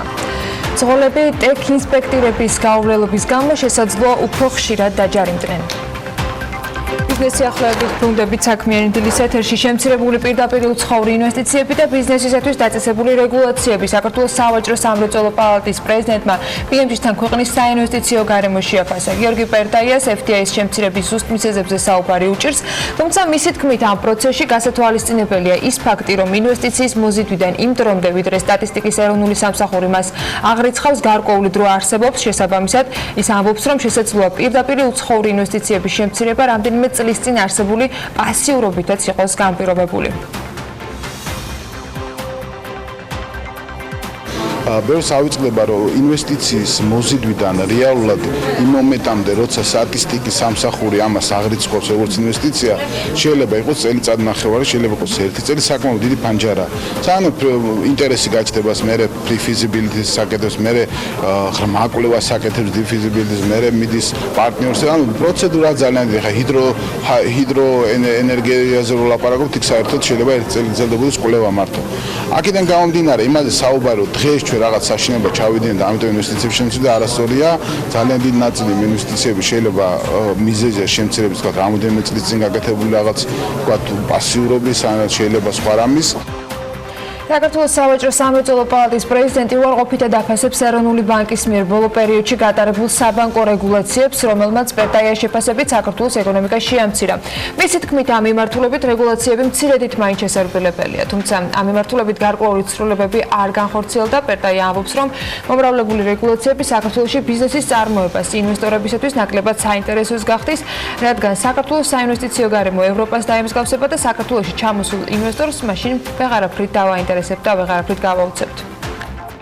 ფაქტია, რომ საბანკო რეგულაციებმა უფრო მეტი შეამცირა ფაქტობრივად ეკონომიკა პირდაპირ ვლაპარაკობთ, ანუ საბანკო რეგულაციები აუცილებლად უნდა შემცირდეს. მე მესმის თავიდან ეს რატო იყო გასაგები არის, არ შეიძლება ვთქვათ ამხელა ვთქვათ იგივე ვთქვათ მიკროსაფინანსოებთან დაკავშირებით იგივე ვთქვათ პროცენტულობა სესხის მათ და ასე შემდეგ ესეთ რაღაცები შეიძლება იფიქრო შეზღუდო, მაგრამ მთლიანობაში რა დონეზეც არის შეზღუდული, ახლა ეს არის მოჭერილი ბოლომდე ასე ვთქვათ და ნელ-ნელა უნდა მოუშვა. ნელ-ნელა მე არ ვიძახი რომ ახლა ბოლომდე ისე დავუბრუნდეთ სადაც ვიყავით, კი ბატონო, თუ ასე თulis ეროვნული ბანკი და მისი გუნდი კი ბატონო, მაგრამ მე ვფიქრობ აუცილებლად ნელ-ნელა უნდა მოუშვა, სხვანაირად გაგუჭირდება ეკონომიკის ზრდა. სებმა გადადგა საჭირო და აუცილებელი ნაბიჯები, განცხადება ეროვნული ბანკის პრეზიდენტმა გააკეთა. გონეტაძე ამბობს, რომ პასუხისმგებლიანი დაკრედიტების სისტემა გაამართლა და რეგულაციები, რომელიც 9 თვეა მოქმედებს, კონკრეტულ შედეგებს დებს. 2019 წლის 1 იანვრიდან საქართველოს ეგრეთ წოდებული პასუხისმგებლიანი დაკრედიტების სისტემაა მოქმედებული და ამ ცვლილების შედეგად ბანკებს მოქალაქეთა შემოსავლების დეტალური ანალიზის გარეშე სესხების გაცემა შეეზღუდათ. ამასთანავე დაწესდა მოთხოვნები, თუ რა შეიძლება იყოს თითოეული მოქალაქისათვის ყოველთვიურად სესხის მომსახურების კოეფიციენტი. ეროვნული ბანკის პრეზიდენტმა გუშინ რეგულაციების ამოქმედებიდან მე-9 თვის მდგომარეობით არსებული ვითარების შესახებ ისაუბრა და თქვა, რომ შედეგი რისი მიღწევაც ეროვნულ ბანკს სურდა, ფაქტობრივად მიღწეულია. ცხელი განხილვების გარდა. თუ შევხედავთ, აი ახლა დაახლოებით 9 თვე არის გასული, ვფიქრობ, რომ ის ძირითადი მიზნები, რაც ჩვენ ვფიქრობთ, რომ და მიგვიღწია, ეს არის არა შემოსავლების აბსოლუტურად შემოწმების გარეშე სესხების გაცემა არის მიღწეული, მაგრამ ამავე დროს ის სესხების პორტფელის ზრდა, სესხების საპროცენტო უკაცრავად კურსის ეფექტის გარეშე არის 14%, რაც საკმაოდ კარგი მაჩვენებელია. ჩვენ ყოველთვის უშვებთ იმის შესაძლებლობას, რომ მოხდეს გადახედვა და ისე თავიდანვე განვაცხადეთ, რომ ეს პროცესი ასევე წარიმართებოდა. მუშაობთ იმაზე, რომ უფრო გამარტივებული იყოს ეს რეგულაცია, რომ უფრო ნაკლებად უფრო მეტად გასაგები იყოს და თქვა თუ კი რამე ბიუროკრატიული თვირთია, ეს ბიუროკრატიული თვირთი მოშორდება. ლიბერტი ბანკის ყოფილი დირექტორი ლექსო ხოროშვილი ეროვნული ბანკის მიერ დაწესებულ საბანკო რეგულაციებს ზოგ შემთხვევაში გადაჭარბებულად აფასებს. ხოროშვილს იმედი აქვს, რომ რეგულაციები შედარებით ლიბერალური გახდება. რეგულატორს თავიდანვე, როდესაც შემოდიოდა ეს რეგულაციები, მე პირადად დარწმუნებული ვიყავი, რომ რაღაც პერიოდში დაიწყებოდა შემსუბუქება მოცემული რეგულაციების. ეხაც მიმდინარეობს, რომ გვესმის, რომ ლარიზაციაში 200.000-იანი ზღვარი უნდა დაიწიოს, ასევე იპოთეკურ სესხებთან დაკავშირებით რაღაც დათმობებზე წავიდა, შევიდა მოცემული რეგულაციები. შესაბამისად ეს გარდამავალი პერიოდია და მე მგონი უფრო დაუბრუნდება ალბათ 2018 წლის პერიოდს. აქ ყველაზე მნიშვნელოვანი რეგულაცია ჩემი აზრით იყო საპროცენტო განაკვეთის შეზღუდვა, რაც მთლიანობაში უფრო ლიბერალური განხილვა და არ ვეთანხმები რეგულაციებს, მაშინ რა დააშავა სხვა სექტორებმა და რატო არ ვარეგულირებ სხვა სექტორებს მარჟის თვალსაზრისით, ხო? მაგრამ იმ მომენტისთვის მე ვთვლი, რომ საჭირო იყო რაღაც ჩარევა ჭერს, ხო, სილინგს გულისხმობს საპროცენტო განაკვეთზე. პირველ რიგში შევხედოთ უცხოურ ინვესტიციებს, ხო? როცა საფინანსო სექტორიდან ინვესტიციების გადინება და სამშენებლო სექტორში არის მიზერული ინვესტიცია, ეს პირდაპირ გეუბნებათ თქვენ რა გავლენა მოახდინა საბანკო რეგულაციებმა ეკონომიკის ცალკეულ სექტორებზე და რა გავლენა შეიძლება ჰქონდეს მას ზოგადად ეკონომიკაზე. ეს არის მთავარი ინდიკატორი და ის რომ შემდეგ უცხოური ინვესტიციების ასეთი ქრონიკული შიმშილი ცუდად აისახება ლარზე, ლარი ცუდად აისახება მერე ფასების ზრდაზე, ფასების ზრდის გამო მერე ეროვნულ ბანკს უწევს მონეტარული პოლიტიკის გამკაცრება, ეს თავის მხრივ მერე ეკონომიკურ ზრდაზე ისე უარყოფით ეფექტს აქვს. ეს ერთი ჯაჭვია და ამ კუთხეში ეროვნულმა ბანკმაც და ქართული ოცნების მთავრობამაც თვითონ დაიყენეს თავი. ეხლა მათთვის კარგი გამოსავალი არ არსებობს. აქეთ წახვალ ვაია, იქით წახვალ ვუია. სამომხმარებლო სესხებთან მიმართებაში მოლოდინი არ გვაქვს, რომ მიდგომები შეიცვლება. ეს ჟურნალისტებს საბანკო ასოციაციის პრეზიდენტმა ალექსანდრე ძნელაძემ უთხრა საბანკო რეგულაციებთან დაკავშირებით. მისი თქმით, საბანკო რეგულაციებიდან გამომდინარე, საკრედიტო პორტფელის გასული წლის ზრდის ნեպი შენარჩუნებული არ იქნება და ცალკეული მიმართულებით შემცირებას ელოდებიან, თუმცა კატასტროფული შედეგები საბანკო სექტორისათვის მოსალოდნელი არ არის. ძნელაძე ასევე აღნიშნავს, რომ სამომხმარებლო დაკრედიტების კუთხით რეგულაციების შერბილების მოლოდინი მას არ აქვს. მარტივია მასთან მუშაობაც. იყოს მოლოდინი, მაგრამ ეროვნული ბანკის პრეზიდენტმა გუშინვე სოციალურ ქსელებში ეროვნული ბანკის წინააღმდეგ შექმნილი გვერდის შესახებაც გააკეთა. მედიასთან კომენტარი კობა გონეტაძე ამბობს, რომ ამ გვერდების მიზანი ეროვნული ბანკის საქმიანობის დისკრედიტებაა. გეტყვით რას უკავშირდება და ვინ არის ამის უკან, მაგრამ თავისთავად სამწუხარო ფაქტია, რადგანაც ეს არის ინსტიტუტის წინააღმდეგ მიმართული და ზოგადად ეროვნული ბანკის წინააღმდეგ მოქმედება არასოდეს კარგად ასრულდება, არც ერთ ქვეყანაში ამის მაგალითი საკმაოდ ბევრი არსებობს ბოლო პერიოდში. საქართველოს ეკონომიკისა და მდგრადი განვითარების სამინისტროს სააგენტო საწარმოო საქართველოში მხარდაჭერით ჩინეთში ქალაქ შანხაიში ერთ-ერთ ყველაზე მასშტაბურ ღონისძიებაში China International Import Expo-ში მონაწილეობას ქართული კომპანიები მიიღებენ. სააგენტოს ინფორმაციით ეს იქნება შესაძლებლობა ქართული კომპანიებისათვის, რომ საკუთარი საქონელი და მომსახურების ექსპორტი ჩინეთსა და სხვა ქვეყნებში წარადგინონ.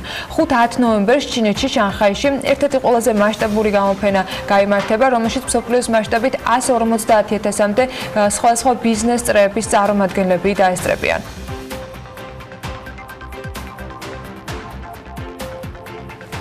წიაღის სფეროში ინვესტიციების მოცულობა გაიზარდა 2019 წლის 8 თვეში მიმართულებით 67,950,000 ლარია ინვესტირებული. წიაღის ეროვნული სააგენტოს მონაცემებით საბიუჯეტო შენატანმა 42,240,000 ლარი შეადგინა. ამავე დროს საბადოებზე დამატებით 2027 სამუშაო ადგილია შექმნილი. სააგენტომ ჯამში 464 სასარგებლო წიაღისეულის მოპოვების ლიცენზია გასცა 8 თვის განმავლობაში 2019 წლის მეორე კვარტალში დამამუშავებელ მრეწველობაში 38,900,000 დოლარის პირდაპირ უცხოური ინვესტიცია ჩაიდო და ეს 2018 წლის იმავე პერიოდის მაჩვენებელს თუ შევადარებთ, დაახლოებით 97%-იანი ზრდა. ამავე პერიოდში სამთო მოპოვებით მრეწველობაში პირდაპირ უცხოური ინვესტიციების მოცულობამ 15,400,000 დოლარი შეადგინა და ეს არის 7%-ით ნაკლები წინა წლის ამავე პერიოდთან შედარებით. სურსათის ეროვნულმა სააგენტომ კვების 13 ობიექტში კრიტიკული შეუსაბამობები აღმოაჩინა. უწყების გადაწყვეტილებით კომპანიებს ჯარიმა დაუწესდა და საწარმოო პროცესი შეუჩერდა. სააგენტოს წარმომადგენლების გაცემული მითითებების გამოსწორებამდე მოხდა ეს. სურსათის ეროვნული სააგენტოს თბილისის საქალაქო სამსახურის წარმომადგენლებმა სახელმწიფო კონტროლის ფარგლებში სულ ჯამში 57 ობიექტი შეამოწმეს. ინსპექტირებისას სანიტარულ-ჰიგიენური ნორმების და ეტიკეტირების წესის დარღვევებია გამოვლენილი, ასევე ვადაგასული სურსათის რეალიზაციის ფაქტები და საქმიანობა ბიზნეს ოპერატორად რეგისტრაციის გარეშე, რის გამოც შესაბამისი ჯარიმები დაიწერა. თავის მხრივ სააგენტოში განმარტავენ, რომ გააქტიურებული კონტროლის და სააგენტოს მიერ გაცემული რეკომენდაციების შედეგად დარღვევების რაოდენობა წინა წლებთან შედარებით შემცირებულია. People in Need-მა პარტნიორ ორგანიზაციებთან ერთად პროექტის სამოქალაქო საზოგადოების ორგანიზაციები ევროპასთან თავისუფალი ვაჭრობის მხარდასაჭრად დახურვის ღონისძიება გამართა. ამ ღონისძიებაზე ორწლიანი პროექტის შედეგები იყო წარმოდგენილი. თათია შაფიჩაძე ესწრებოდა მას და ახლა სიუჟეტით გვაჩვენებს იმას, თუ როგორ იმუშავეს 2 წლის განმავლობაში ამ ორგანიზაციის წარმომადგენლებმა. ფიფალინიდმა პროექტის სამოქალაქო საზოგადოების ორგანიზაციები ევროპასთან თავისუფალი ვაჭრობის მხარდასაჭერად დახურვის ღონისძიება გამართა. დახურვის ცერემონიალი ჩეხეთის საელჩოში საქართველოში გაიმართა, რომელსაც ევროკავშირისა და ჩეხეთის ელჩები, ასევე პინი საქართველოს მისიის დირექტორი, მთავრობის წარმომადგენლებთან და ბენეფიციარებთან ერთად ესწრებოდნენ. ღონისძიებაზე პროექტის ფარგლებში 2 წლის განმავლობაში მიღწეული შედეგები დეტალურად წარმოადგინეს და ევროკავშირთან ვაჭრობის მიმართულებით არსებულ მთავარ გამოწვევებზე კიდევ ერთხელ ისაუბრეს. მოხარულები ვართ, რომ წლიდან წლამდე ვხედავთ პროგრესს და აშკარაა, რომ სულ უფრო და უფრო მეტი პროდუქტი გადის საქართველოდან ექსპორტზე ევროკავშირის ქვეყნებში. თუმცა ჩვენი სურვილია ეს პროცესი გაგრძელდეს და გაგრძელდეს უფრო სწრაფი ტემპით. არსებობს უამრავი დაბრკოლება და ერთ-ერთი მათ შორის არის გრძელვადიანი პარტნიორობის დამყარება ევროკავშირის წარმომადგენლებთან. ასევე ევროკავშირის მომხმარებლის დარწმუნება იმაში, რომ მოიხმარონ ქართული პროდუქტი. ამიტომ თანამშრომლობთ ადგილობრივ არასამთავრობო ორგანიზაციებთან, იმისათვის რომ მათი მეშვეობით მეტი ინფორმაციის მიტანა მოხდეს ფერმერებამდე. ეს არის ევროკავშირის, პინისა და ჩეხეთის განვითარების სააგენტოს მიერ ერთობლივად განხორციელებული პროექტი, რომლის მიზანი იყო რეგიონებში მცირე და საშუალო მეწარმეებისთვის ინფორმაციის მიტანა. მიუხედავად ბევრი გამოწვევისა, სასიხარულოა იმის ნახვა, რომ ათასობით ადამიანმა მიიღოს სწორი ინფორმაცია DCFTA-ის და მისი შესაძლებლობების შესახებ. ერთია რომ გქონდეს ინფორმაცია, თუმცა ამავდროულად ამას თან უნდა მოჰყვეს უნარების განვითარება და დაფინანსების ხელმისაწვდომობა. პროექტის ფარგლებში საქართველოს 7 რეგიონში 23 სამოქალაქო ორგანიზაცია, მათ შორის 4 ადგილობრივი განვითარების ჯგუფი DCFTA-ისთან დაკავშირებულ საკითხებზე გადამზადდა. აღნიშნული ორგანიზაციების ბაზაზე 23 DCFTA საინფორმაციო რესურსმაგიდა ჩამოყალიბდა, რომლებაც ამ დროისთვის დაახლოებით 9000-მდე ადგილობრივ მცირე და საშუალო მეწარმეს და ფერმერს გაუწიეს კონსულტაცია ევროპასთან თავისუფალი ვაჭრობის საკითხებზე. მთავარი გამოწვევა არის ინფორმაციის დეფიციტი, რომელიც რეგიონებში განსაკუთრებით მწირია და პროექტის არცით სწორედ ეს იყო. ჩვენი მუშაობის მიზანი არის ის, რომ ფერმერებმა წარმატებას მიაღწიონ, მოხდეს მეტი ექსპორტი ევროკავშირის ქვეყნებში, მეტი შემოსავლის გენერირება და ამან საბოლოო ჯამში განაპირობოს რეგიონის განვითარება. ჩეხეთის განვითარების სააგენტომ საქართველოს მხარდაჭერო 2008 წლიდან დაიწყო. ჩვენ გვაქვს სხვადასხვა ტექნიკური ტიპის პროგრამები, რომელიც ითვალისწინებს მთავრობის ზედა სტრუქტურების დახმარებას ევროკავშირთან ასოცირების ხელშეკრულების ნორმების შესაბამისობასთან მიმართებაში და არის ასევე სათემო პროგრამები, რომელიც მოსახლეობის ინფორმირებულობას და მათ მხარდაჭერას მოიაზრებს. ასევე გვაქვს პროგრამები მთიანი რეგიონებისთვის და ეს თანამშრომლობა მომავალშიც გაგრძელდება.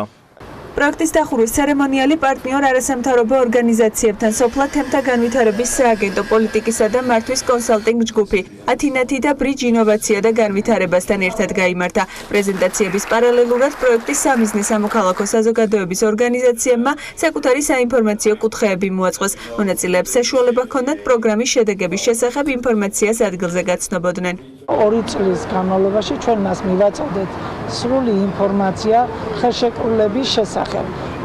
ელემენტარულად მათთვის საინტერესო საკითხებზე თუ რა შეიძლებოდა მათთვის დადებითი ამ ხელშეკრულებას მოეტანა, რა გამოწვევების წინაშე იქნებოდნენ ისინი და როგორ უნდა შეხმიანებოდნენ თავიანთ გამოწვევებს, რომ ისინი ყოველივე დაქვემდებარებოდა იმ სტანდარტებსა და მოთხოვნებს, რასაც ევროპული ბაზარი გვთავაზობს. პროექტი საქართველოს მთავრობისადმი ევროკავშირის დახმარების შემადგენელ ნაწილს წარმოადგენს, რომელიც რეგიონული სამოქალაქო საზოგადოების ორგანიზაციების შესაძლებლობების გაძლიერებას და მათი მეშვეობით აგრარულ რეგიონებში ევროპასთან ღრმა და ყოვლისპომცველი თავისუფალი ვაჭრობის სივრცის დანერგვის მხარდაჭერაზეა მიმართული. საქართველოს პარლამენტის შრომის კოდექსში შესატან ცვლილებებზე მუშაობს. ცვლილება, რომელიც დეპუტატების მხარდაჭერის შემთხვევაში კანონის ძალას მიიღებს, ბიზნეს სექტორისათვის სერიოზული პრობლემების შემქმნელი შეიძლება იყოს. მომზადებული კანონპროექტი სხვა ცვლილებებთან ერთად ზეპირი ხელშეკრულების გაუქმებას და ზეგანაკვეთურ სამუშაოსთან დაკავშირებით შეზღუდვებს აწესებს.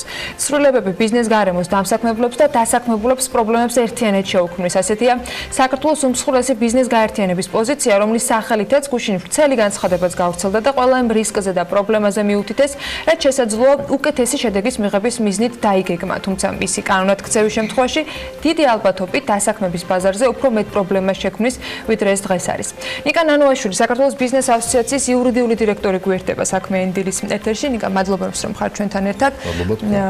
განცხადება პრინციპში გავაცანეთ კიდეც გადაცემის დასაწყისში ჩვენს მაყურებელს, მაგრამ მინდა რომ დავიწყოთ თავიდანვე. როდესაც ამ კანონპროექტზე მუშაობა იწყებოდა რამდენიმე თვის წინ, იმიტომ რომ ეს პროცესი არის და არ არის თულად გუშინ და გუშინ წინ დაწყებული ამბავი, იყო თუ არა რაიმე ფორმით კონსულტაციები, იყო თუ არა მიზანშეწონილობასთან დაკავშირებით მსჯელობა ამ კანონპროექტის ავტორებისაგან და ეხლა როდესაც რიას ითხოვს ბიზნეს ომბუდსმენი და დარწმუნებულად თქვენთვისაც მნიშვნელოვანი და საინტერესო იქნება მისი არსებობა. ამაზე იყო თუ არა მსჯელობა რა წარმოუდგენიათ კონკრეტული გათვლების გარეშე, მაგრამ ზეპირსიტყვიერად რა შედეგი უნდა მიიღონ და რაზეა გათვლილი? კონსულტაციები რა თქმა უნდა ეტაპობრივად იყო, მათ შორის ერთ-ერთი ბოლო კონსულტაციების სტადია, ესე დავაქვათ, გასულ შაბათ-კვირასაც შედგა, თუმცა კონსულტაციები ეფექტურია იმ შემთხვევაში, როდესაც ჩვენ ვსაუბრობთ ერთ ენაზე. ეს იყო ინფორმაციის გაცნობის ნაწილი? დიახ, მათ შორის.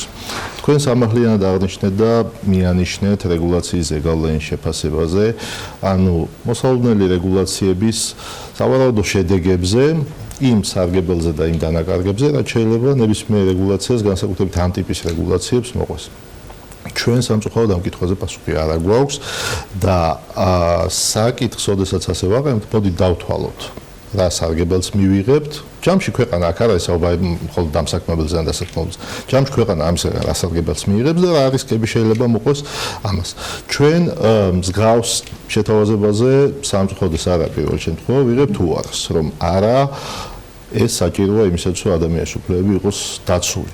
აბსოლუტურად ვეთანხმები ის, რომ ადამიანის უფლებები უნდა იყოს დაცული, მათ შორის შრომითი უფლებები, მათ შორის უფლებები სოციალური გარანტიების მიმართულებით ეს სადაო საერთოდ არ არის.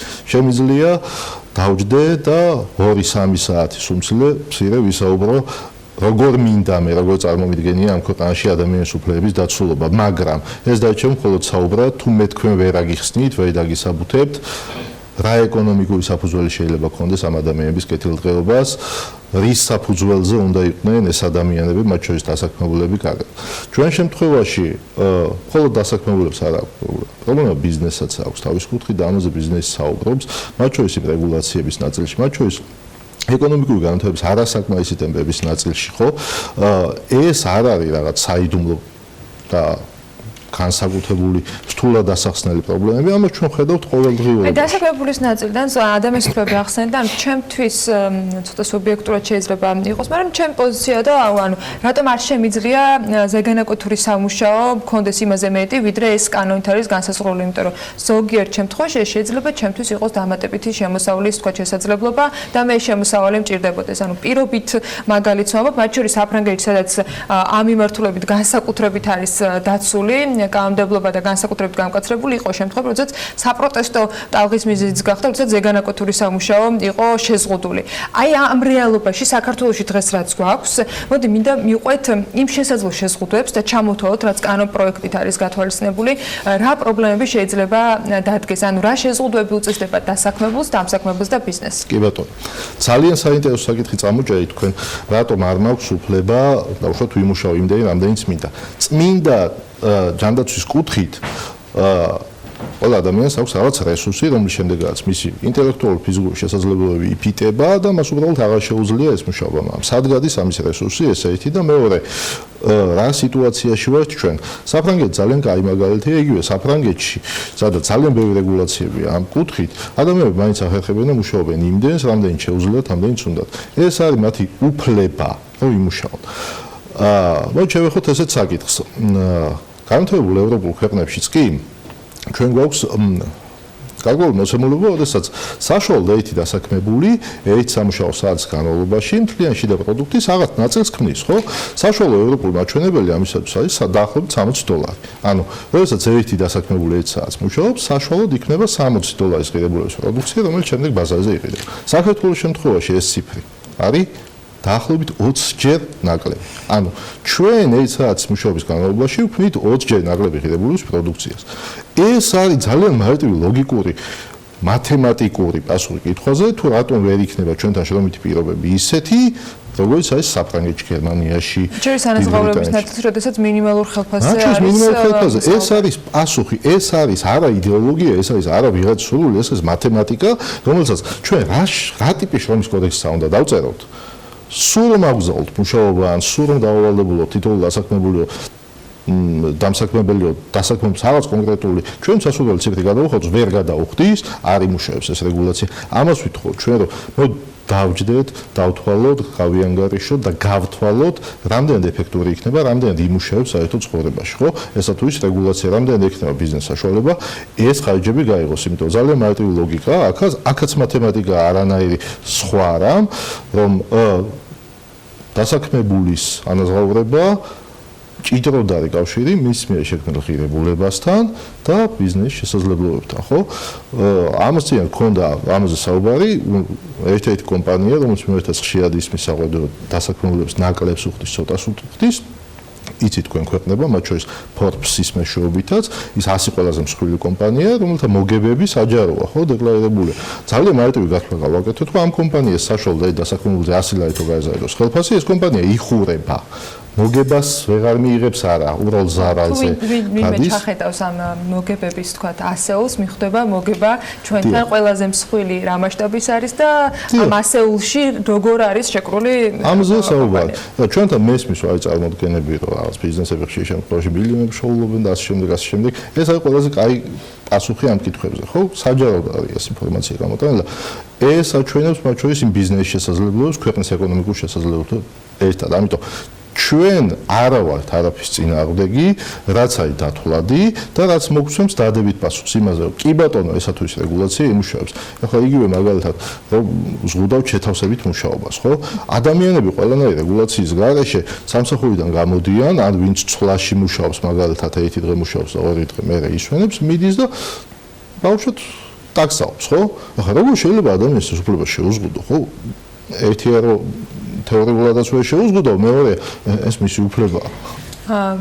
იმედი მაქვს, რომ ამაზე მსჯელობა გაგრძელდება იმ ფორმატში, რა ფორმატით შეთავაზებული, ანუ საქმიანად კონკრეტული რიცხვებით და კონკრეტული დასაბუთებებით, მაგრამ რომ დაუშვათ, რომ ეს კანონპროექტი მთელი ამ შეზღუდვებით გავიდა ბოლოში. არის ორი შესაძლებლობა. ერთი, მკვდრადშობილი კანონი იყოს, რომლის შესრულებასთან დაკავშირებითაც როგორც ქონია ძალიან ბევრი მაგალითი და პრაქტიკა, არავინ მომკითხავი არის და მოკითხვის შემთხვევაში ეს შერჩევითად ხდება, ან რაღაც ძალიან გაგრძობით პროცესამდე მივდივართ, ან მეორე, ბიზნესი ეძებს გამოსავალს. რა გამოსავალი შეიძლება ვიპოვოთ ან ნახონ ბიზნესებმა იმისათვის რომ არ მოხვდნენ კანონის მიღმა თქვათ ფარგლებში. დიდი ალბათობით ეს იქნება ამ ფორმით ყოველ შემთხვევაში as დღეს არის ამ ვერსიით ეს იქნება მკვდრადშობილი ნორმები. ეს არის ყველაზე კაი შემთხვევა, კაი ვარიანტი. იმ შემთხვევაში თუ მოხდება ან კეთილსინდისე ბიზნესი როგორც ესეც ცდილობს ადაპტირებას ამ ნორმებთან და ცდილობს შესაბამისობაში იყოს ცდილობს რომ ძალიან არ იყოს აცდენილი, იმიტომ რომ როცა ხელშეკრულებით ურთიერთობაზე არის საუბარი, არავინ იცის როგორ შეიძლება ეს გაგრძელდეს. ანუ ბიზნესს ამ შემთხვევაში ისე იქცევა როგორც თითოეული მოქალაქე, მათ შორის თითოეული დასაქმებული ხო ცდილობს მოერგოს ასებულ სიტუაციას, ასებულ ჩაეშო კანონმდებლობას.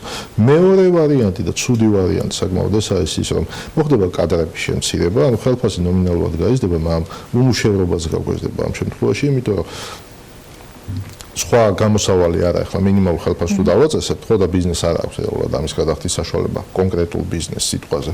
მოხდება გადების შემცირება. მეორე ვარიანტი, ასევე ცუდი ვარიანტია ის რაც მოხდება შტატების ხელოვნურად დაყოფა, ანუ სადაც აქამდე ერთი ადამიანი მუშაობდა, იქ მუშაობს ორი ადამიანი, უბრალოდ ეს ორი ადამიანი მიიღებს განახლებულ ხელფასს, ანუ რასაც აქამდე ერთი იღებდა, ხელფასის სახით მიიღებს მეორე.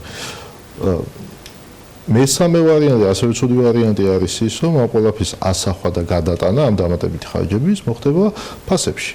მათ შორის სამხმარებლო პროდუქციაზე, სერვისებზე ფასებში. ხო, ახლა მაგალითად, როგორც ელექტროენერგიის შემთხვევაში, იმ ხარჯს, რასაც კომპანია სწევს ამ ელექტროენერგიის შესაძენად, შემდგომში დებს ტარიფში, ხო?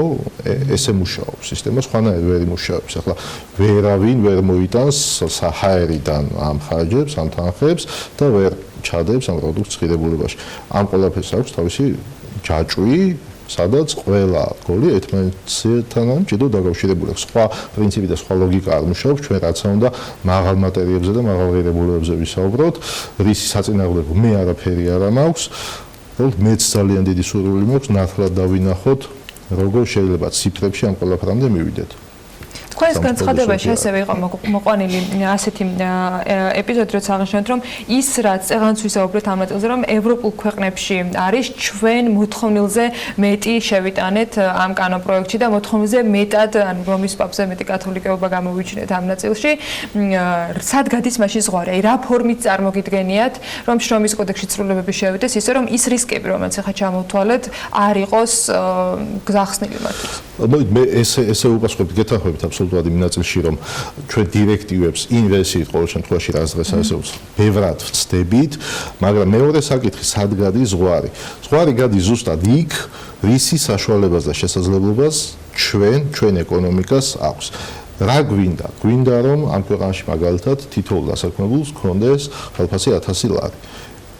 ამ ამოცანის მისაღწევად შრომის კოდექსში რაც ცვლილებებიც არ უნდა შევიტანოთ, საკმარისი არ იქნება, იმიტომ შრომის კოდექსის ცვლილებები რომ შველოდეს მინიმალური ხელფასის დას. რა თქმა უნდა, ეს ხო წარმოუდგენელია, მაშინ ყველა ქვეყანა შეიტანდა ამ ცვლილებებს და ყველანი ვიქნებოდა მსოფლიოში ბედნიერი. არა.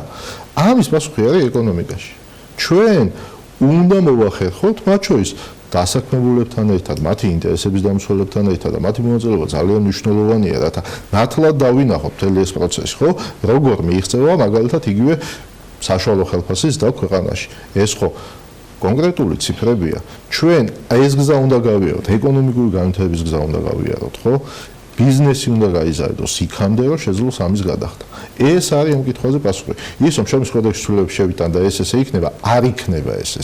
ვერ იქნება. ეს არ არის წამალი. აპირებთ და როდის აპირებთ თუ გაქვთ გეგმაში განხილვების გაგრძელება თუ არის რაიმე ფორმით თქვათ კომუნიკაციის პასუხი ხელისუფლების მხრიდან, პარლამენტის მხრიდან, შესაბამისი კომიტეტების მხრიდან. რა თქმა უნდა, ჩვენ თვითონ სამუშაო პროცესშიც ჩართულები ვართ, ვიქნებით ჩართულები სამუშაო პროცესში და გვექნება კომუნიკაცია ყველა იმ გადაწყვეტილების მიმღებთან, ვისაც შეიძლება რაიმე ფორმით შეხება გქონდეს. უახლოეს პერიოდში თუ არის ამ დაგეგმილი, ეს მაინტერესებს.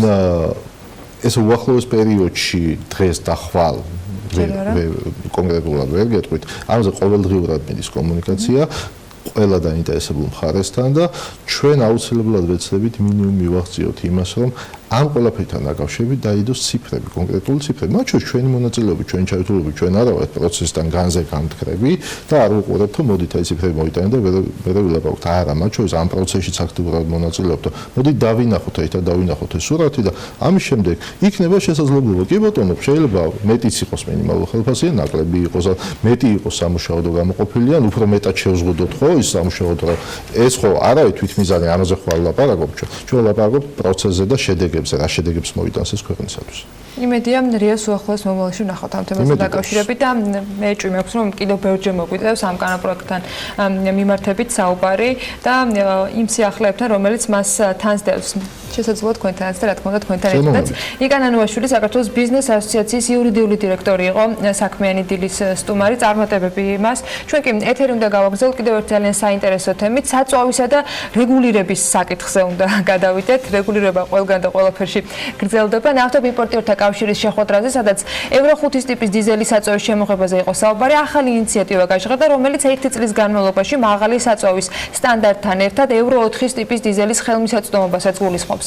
ლევან თაღიაშვილი გვეტყვის დეტალებს ამ საკითხზე, რომელიც ღონისძიებას ესწრებოდა. ლევან, კიდევ ერთხელ დილა მშვიდობისა. დილა მშვიდობისა. ანა, მთავრობის დადგენილების მიხედვით 2020 წლის 1 იანვრიდან ქვეყანაში იმპორტირებული და გაყიდვაში უკვე არსებული დიზელის სტანდარტი ევრო 5-მდე უნდა ამაღლდეს, თუმცა ამაზე საუბარი ნავთობკომპანიების მხრიდან გარკვეული პერიოდია უკვე წამოჭრილია და ჩვენს ეთერებშიც არაერთხელ გვიმშიალია ევრო 5-ის დიზელზე.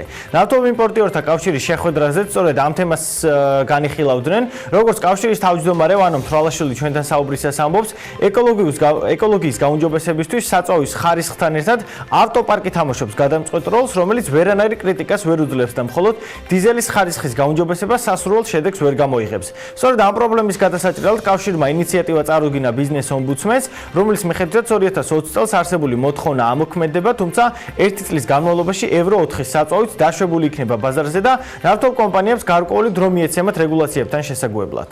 კონფერენციაზე გამოსვლაში გნოხსამები და ადგას ჩვენი ინიციატივა გახლავთ ის, რომ მიმდინარე ახალი წლიდან 2020 წლიდან შემოვიდეს ევრო 5-ის სტანდარტი, მაგრამ პარალელურად ამისა 1 წლის განმავლობაში ახლა იყოს ასევე დაშვებული ევრო 4 შესაბამისი დიზელის საწვავი ადგილობრივ ბაზარზე და ძირითადი მიზეზი, რასაც ჩვენ ამას ვითხოვთ, გახლავთ ის, რომ პირველი ყველაზე უმთავრესი მომენტი, ანუ ეს საკითხი ემსახურება ეკოლოგიური ვითარების გაუმჯობესებას, მაგრამ იქიდან გამომდინარე, რომ დღეს მოქმედი ავტოპარკი ჩვენ და სამწუხაროდ ბევრი ობიექტური მიზეზის გამო ვერ შეესაბამება შესაბამის სტანდარტს და საბოლოო ჯამში პროდუქტის, ესე ვთქვათ, გამოყენება სწორედ ავტომობილი ახდენს, ჩვენ ეკოლოგიურ ეფექტ შესაძლო შედეგს ვერ მივიღებთ.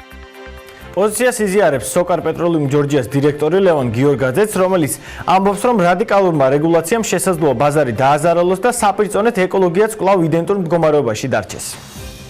მის აზრით, ჯერჯერობით განადრევია საქართველოსთვის ევრო 5-ზე სტანდარტის გადასვლა და საერთოდ არანაირი პრობლემა არ იქნება თუ 2021-ში მოხდება ეს ყველაფერი, მით უმეტეს, როდესაც ეს კონკრეტული ხარისხობრივი პარამეტრის გაუმჯობესება მხოლოდ და მხოლოდ დამოკიდებული არის გარემოს კომპონენტზე, რომელიც ასევე მჭიდროდ არის დამოკიდებული თვითონ ავტოპარკზე და ორი რაღაცა ცალ-ცალკე ერთმანეთისგან დამოუკიდებლად სამწუხაროდ პოზიტიურ ეფექტს ვერ ახდენს. ამიტომ დღევანდელი ავტოპარკიდან გამომდინარე მიგვაჩნია, რომ ევრო 5-ზე გადასვლა არის ნაადრევი, მით უმეტეს მაშინ, როცა ეს ყველაფერი გამოიწვევს საკმაოდ გაძვირებას საწვავებს. როგორც ჩანს, ბიზნეს ომბუდსმენი არსებულ ინიციატივას მხარს უჭერს და ოფიციალური მიმართვა მთავრობის მისამართით უახლოეს მომავალში გაიგზავნება. რამდენიმე მნიშვნელოვანი ფაქტორი, რომელიც წარმოდგენილია აღნიშნულ პრეზენტაციაში, ეს უკავშირდება პირველ რიგში თვითონ იმპორტის მოცულობას და დაახლოებით 40%-ია კომპანიის წილი, რომელიც არის იმპორტირებული აზერბაიჯანიდან და ამ რეგულაციის შემოსვლის შემთხვევაში ერთი წლით პრაქტიკულად ხდება ამ იმპორტის შეწყვეტა. ჩვენ ვამუშავებთ ახლა რეკომენდაციას, ვთვლით, რომ ჩვენს რეკომენდაციაში აისახება ალბათ კომპანიის მხარდაჭერის აუცილებლობა, რადგანაც კიდევ ერთხელ ვამბობ, ის ინფორმაცია, რომელიც იქნა წარმოდგენილი პრეზენტაციაში, ქმნის იმის საფუძველს, რომ აღნიშნული საკითხი იქნას მაღალ დონეზე განხილული. დაბოლოს შეგახსენებთ, რომ საქართველოში დიზელის საწვავის ერთ-ერთი ძირითადი მომწოდებელი აზერბაიჯანია, რომელიც ჯერჯერობით ევრო 5-ის ტიპის საწვავს არ აწარმოებს და ესეც კიდევ ერთი არგუმენტია, რომლითაც ნავთობიმპორტიორთა კავშირი აცხადებს, რომ დამატებით 1 წლის განმავლობაში დაშვებული უნდა იყოს ევრო 5-თან ერთად ევრო 4-ის ტიპის დიზელის საწვავიც. ხო, და ძალიან მნიშვნელოვანია ამავე დროს დაცული იყოს გარემოს უსაფრთხოება, ანუ ჩვენი ჯანმრთელობა ამ ყველაფერთან ერთად. მადლობა ლევან, საინტერესო მიმოხილვისათვის. სხვადასხვა ნავთობის ბაზარზე, მსოფლიო ბაზარზე არსებული მდგომარეობით დავიწყებთ სულ ცოტა ხანში საუბარს, ოღონდ რეკლამის შემდეგ მსოფლიო როგორც ასეთი საქმიანი დილის სტუდიაში მოიყრის თავს.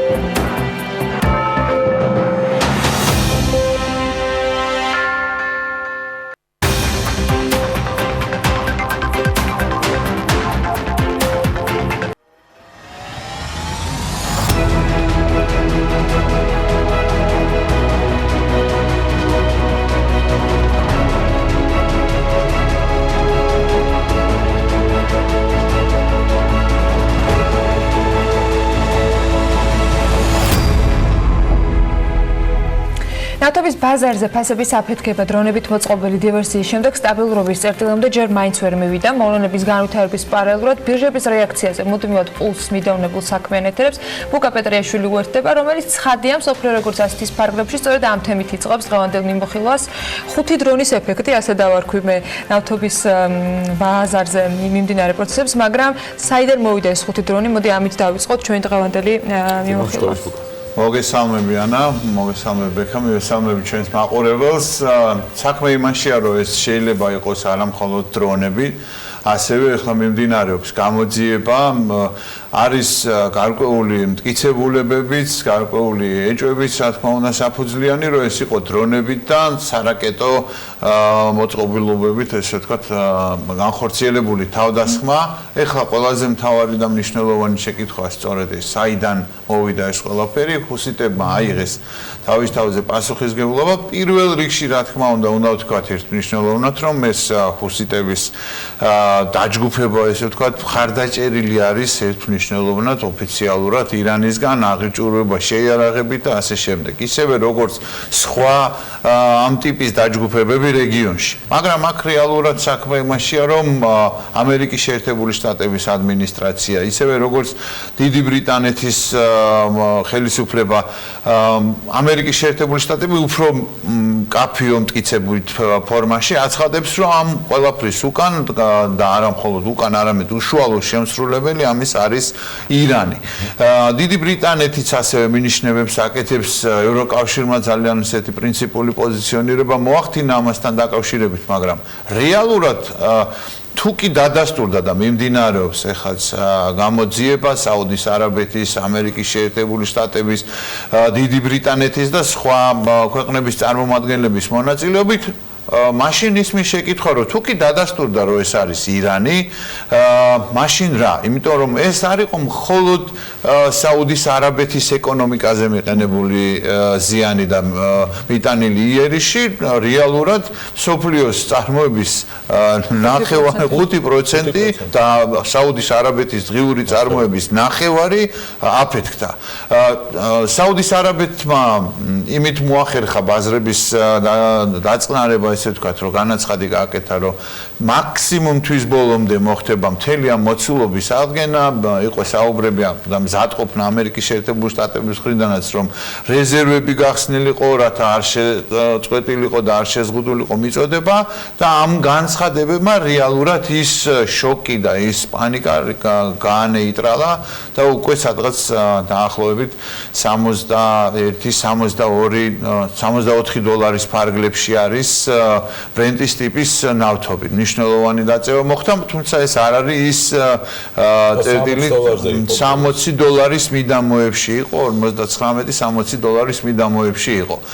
მაგრამ კითხვა სწორედ ამაშია, რეალურად თუ კი ეს მოახერხეს პირველ რიგში თუ ესე დავსვავთ საკითხს ჰუსიტებმა, ესე იგი რამდენად ადვილად დაზიანებადი არის ეს სასიცოცხლო მნიშვნელობის ინფრასტრუქტურა, მეორე თუ კი ეს არის ირანი უშუალო შემსრულებელი, მაშინ ამერიკის შეერთებული შტატების, საუდის არაბეთის პრესტიჟის და საერთოდ ზოგადად მათი უსაფრთხოების საკითხი დგება. ამერიკის შეერთებული შტატების პრეზიდენტმა ისევ განაცხადა, რომ მზად არის ყველა ნებისმიერი, ესე ვთქვათ, მოქმედებისთვის, რაც გახდება საჭირო და რასაც განიხილავს ჩვენი მოკავშირე საუდის არაბეთი. ამაზე მან კრიტიკაც მიიღო დემოკრატი ოპონენტებისგან, რომ ეს არ არის საუდის არაბეთის ხელისუფლება ქვეყანაში, ეს არის ამერიკის შეერთებული შტატების ადმინისტრაცია და გადაწყვეტილებებიც ომის დაწყებასთან დაკავშირებით, სამხედრო მოქმედებასთან დაკავშირებით მიიღება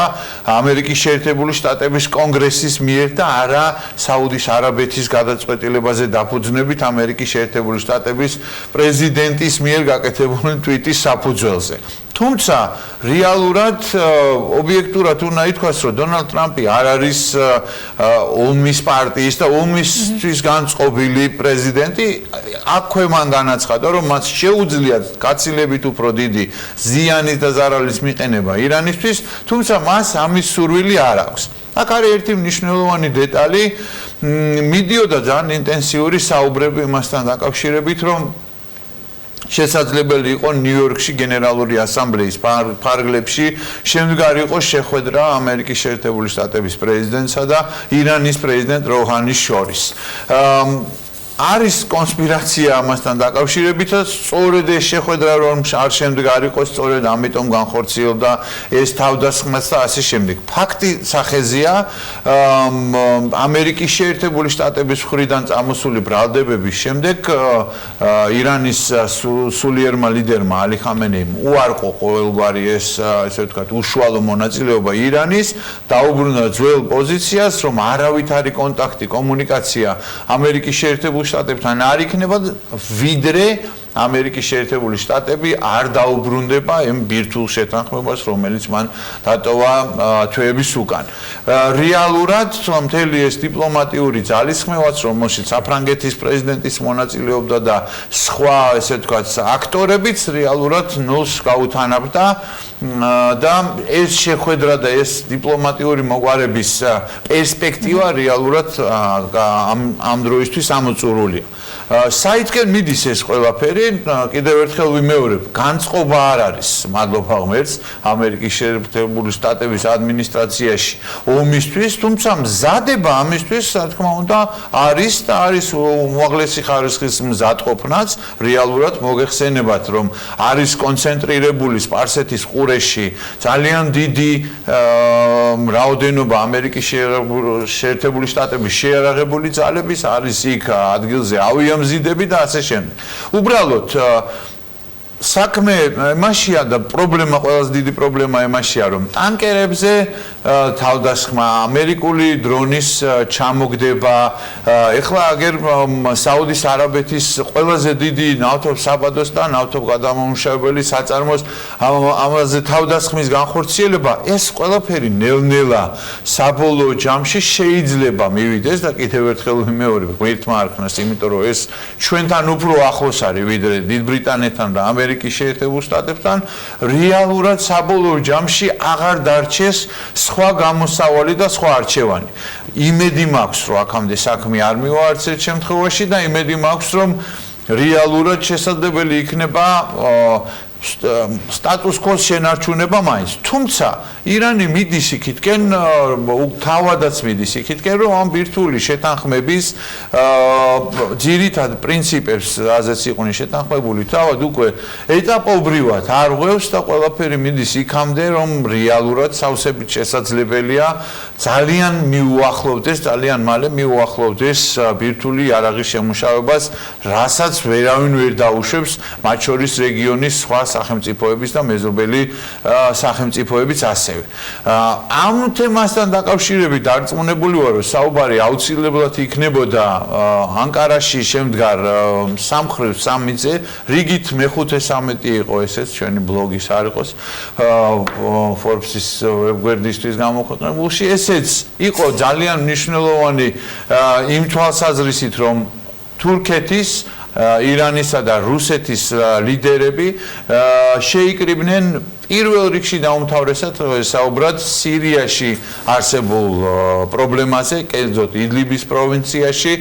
იქ ძალიან მყიფე, ესე ვთქვათ, მშვიდობა რთულად შეიძლება ამას დაერქვას, იმიტომ რომ უკანასკნელი დღეების განმავლობაშიც კი, აი ბოლო პერიოდის განმავლობაში საერთაშორისო ორგანიზაციების სტატისტიკით 1000 ადამიანზე მეტი არის მოკლული, ასეულობით 1000 ადამიანი არის იქიდან გაქცეული და რეალურად იქ ისევ არის, ესე ვთქვათ, უფლებამოსილების საკითხის გარკვევა და თან დაპირისპირებული მხარეების ძალიან ბევრი მხარის ინტერესებია. კონკრეტულად თურქეთის ინტერესია, რომ მაქსიმალურად შეზღუდოს ქურთების იმ პროვინციაში მჭიდროდ დასახლებული ქურთების პოზიციები და კიდევ უფრო მეტიც, რომ იერიშიც კი მიიტანოს, ეს არის ინტენსიურ მოლაპარაკებებში ბოლო 2 კვირის განმავლობაში ამერიკის შეერთებულ შტატებთან, რათა ქურთების ორგანიზაციას და ქურთების დაჯგუფებას შეერაღებულ ჯგუფს, რომელიც არის დემოკრატიული ძალების, სირიის დემოკრატიული ძალების შემადგენელი ნაწილი, რომელსაც ასევე თავის მხრივ ხელმძღვანელობს, კონსულტაციებს უწევს და სამხედრო სახით დახმარებას უწევს ამერიკის შეერთებული შტატები, თურქეთს უნდა იერიშის მიტანა აი სწორედ ამ დაჯგუფებაზე. ამის საშუალებას არ აძლევს ამერიკის შეერთებული შტატები, ასევე არის რუსეთის ინტერესები, სადაც წყალია ამღვრეული, სადაც სისხლია დაღვრილი, რა თქმა უნდა, იქ უნდა იყოს რუსების ინტერესები, რომ აქედან მაქსიმალური მოგება მიიღოს და რეალურად რის ფასად, რამდენი 1000 ადამიანის სიცოცხლის ფასად რეალურად მიიღოს ის, რაც არის მისთვის თავარი, რომ მოედანზე და მაგიდასთან, მოლაპარაკების მაგიდასთან კონდეს ადგილი შენარჩუნებული და ირანი.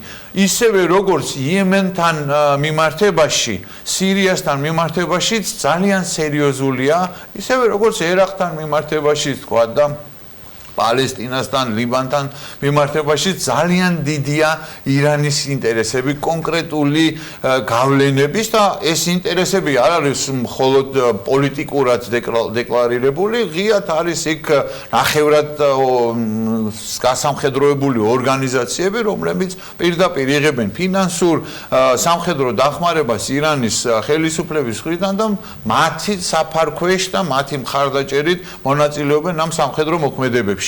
რუსეთს აქვს ძალიან მომგებიანი პოზიცია, რომ ამერიკის შეერთებულ შტატების იქ ყოფნაც აწყობს გარკვეულწილად, იმიტომ რომ რეალურად ამ დაშორიშორებაში მაინც გარკვეულ როლს თამაშობს ამერიკის შეერთებული შტატები, ირანის ინტერესების შეზღუდვაც ასევე შედის რუსეთის ინტერესებში, ისევე როგორც თურქეთისაც. მაგრამ ამ კონკრეტულ ვითარებაში მაინც თანამოაზრეობა უფრო რეალურად იკვეთება ირანის, რუსეთის და თურქეთის, იმიტომ რომ ამერიკის შეერთებული შტატები მაინც დისტანციურად უჭერს ამას ხარს, ვალდებულება აქვს ქურთულ დაჯგუფებასთან და ქურთ მოსახლეობასთან მხარდაჭერის, ვინაიდან იცით თქვენ რომ დონალდ ტრამპმა განაცხადა, რომ ICC ტერორისტული ორგანიზაცია დამარცხებულია, განადგურებულია და იქ ამერიკის შეერთებულ შტატებს აღარაფერი ესაქმება, თუმცა მალევე, ისევე როგორც სხვა გარკვეულ შემთხვევებში, მალევე მოხდა მოდიფიკაცია, ესე ვთქვათ, ცვლილება ამ ხის პოზიციონირებაში და იქ არიან ჯერ კიდევ ამერიკის შეერთებული შტატების შეიარაღებული ძალების წარმომადგენლებიც. ეს ყველაფერი აუცილებლად უნდა განვიხილოთ, რა თქმა უნდა, ისრაელის ჭრილში და კონტექსტში, იმიტომ რომ ამ რეგიონის ირგვლივ და ამ რეგიონთან დაკავშირებით ამ თემაზე საუბარი ვერ იქნება თუ არ განვიხილავთ ისრაელთან კონტექსტში. ისრაელი არის ამერიკის შეერთებული შტატების მთავარი მოკავშირე, სტრატეგიული მოკავშირე რეგიონში, ისე ყოველთვის, როდესაც ისრაელის პრემიერ-მინისტრი აცხადებს, რომ ეს არის მათი მთავარი მოკავშირე, რეალურად ეს ყველაფერი აისახება კიდეც კონკრეტულ ქმედებებში ამერიკის შეერთებული შტატების მხრიდან, ისევე ისრაელის მიერ ამერიკის შეერთებული შტატების ადმინისტრაციასთან დამოკიდებულებაში, რეალურად უნდა დავაკვირდეთ ამიტომ ისრაელის შიდა პოლიტიკურ პროცესებს და მოვლენების განვითარებას. გუშინ ღამე დასრულდა არჩევნები, კიდევ ერთი ვადამდელი არჩევნები, ვინაიდან წინა ვადამდელმა არჩევნებმა ვერ გამოკვეთა, არ მიცა შესაძლებლობა ისრაელის ვერც ერთ პოლიტიკურ ძალას, რომ შეექმნათ, ჩამოეყალიბებინათ კოალიცია, ვითარება ამ წუთის მდგომარეობით, იქაც ეხლაც ძალიან ისეთი დაძაბული და ბუნდოვანია, ბიბი კინგი, ანუ კინგ ბიბი, ისრაელის ყველაზე ხანგრძლივი პრემიერ-მინისტრი ბენიამინ ნეთანიაჰუ ძალა ლიკუდი, რომელიც რადიკალურ ნაციონალისტურ პლატფორმაზე დგას და წინა საარჩევნო დაპირება იყო ბენიამინ ნეთანიაჰუს, რომ ის აუცილებლად გაავრცელებს ისრაელის იურისდიქციას იორდანეს ველის დასავლეთ სანაპიროზე, მდინარე იორდანეს ველის დასავლეთ სანაპიროზე.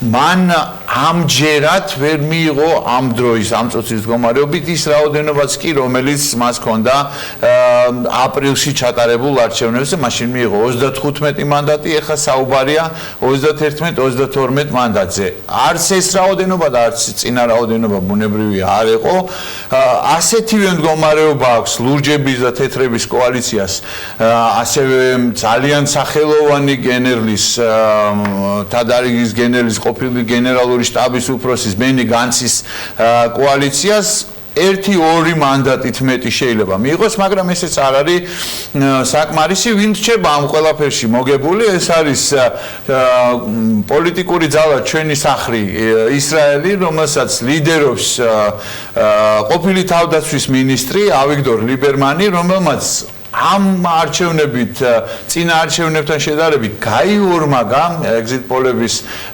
შედეგები თუ ვიმჯერებთ და ახლობით 10 მანდატს მიიღებს საერთო ჯამში ალბათ 9-10 პოლიტიკური ძალა გადაკვეთავს 3.25%-იან თქვათ ზღვარს და ამის შემდეგ დაიწყება უკვე კონსულტაციები შესაბამისად თუ კი აქამდე ზედმეტ სახელი აქვს King Bibi ბენიამინ ნეთანიაჰუს King Maker-ი როგორც არის ეს არჩევნების ტერმინოლოგიაში ანუ თამაშის განსაზღვრელი გადამწყვეტი მოთამაშე ამ შემთხვევაში შეიძლება იყოს ავიგდორ ლიბერმანი რომელიც თავისი 10 მანდატით მზად იქნება დარწმუნებული ვარ ორივე მხარესთან მისთვის მაქსიმალურად სასარგებლო პოზიციონირებით მოახდინოს კოალიციის შექმნა. ნახოთ, დავაკვირდეთ როგორ განვითარდება მან მოვლენები, მანამდე კი ისევ იგივე ჩვენ მეზობელს და ჩვენი რეგიონის ერთ-ერთ უმნიშვნელოვანეს ქვეყანას თურქეთს უნდა დაუბრუნდეთ, რომელიც ჩვენ სტრატეგიულ პარტნიორ ამერიკის შეერთებულ შტატებთან მიუხედავად ყველა იმ წინა ისტორიებისა, დაძაბული ვითარებისა, შესაძლო სანქციების გამოცხადებისა, რომელიც ეხებოდა S-400-ების რუსული S-400 სისტემის შესყიდვას, დონალდ ტრამპი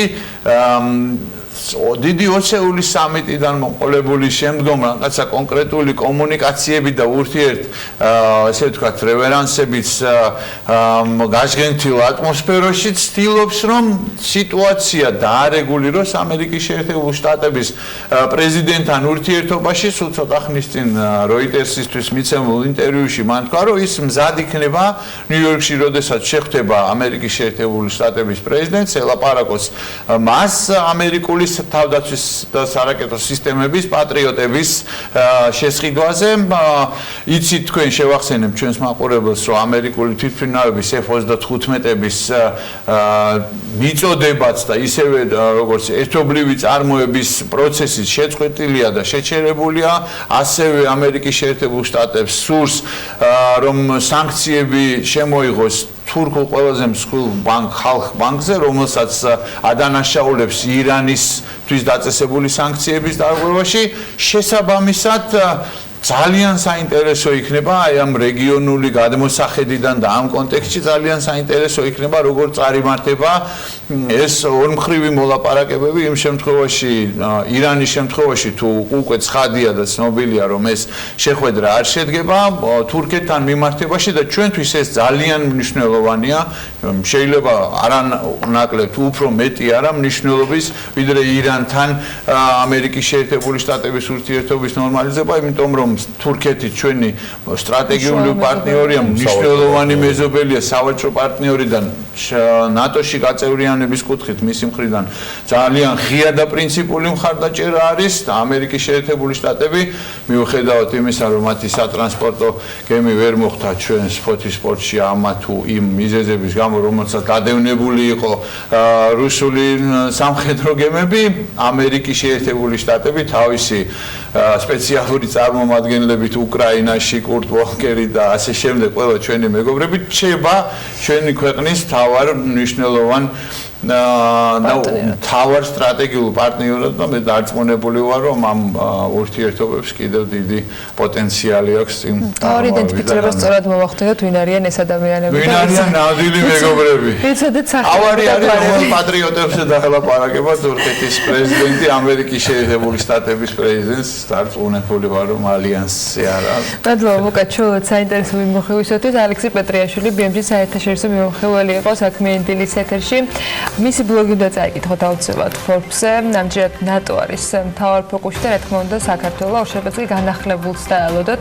შემდეგ ოთხშაბათსაც ასევე საინტერესო ამბები გველოდება. დაგველოდოთ რეკლამის შემდეგ უკვე სხვა სტუმრებთან ერთად გიბრუნდებით.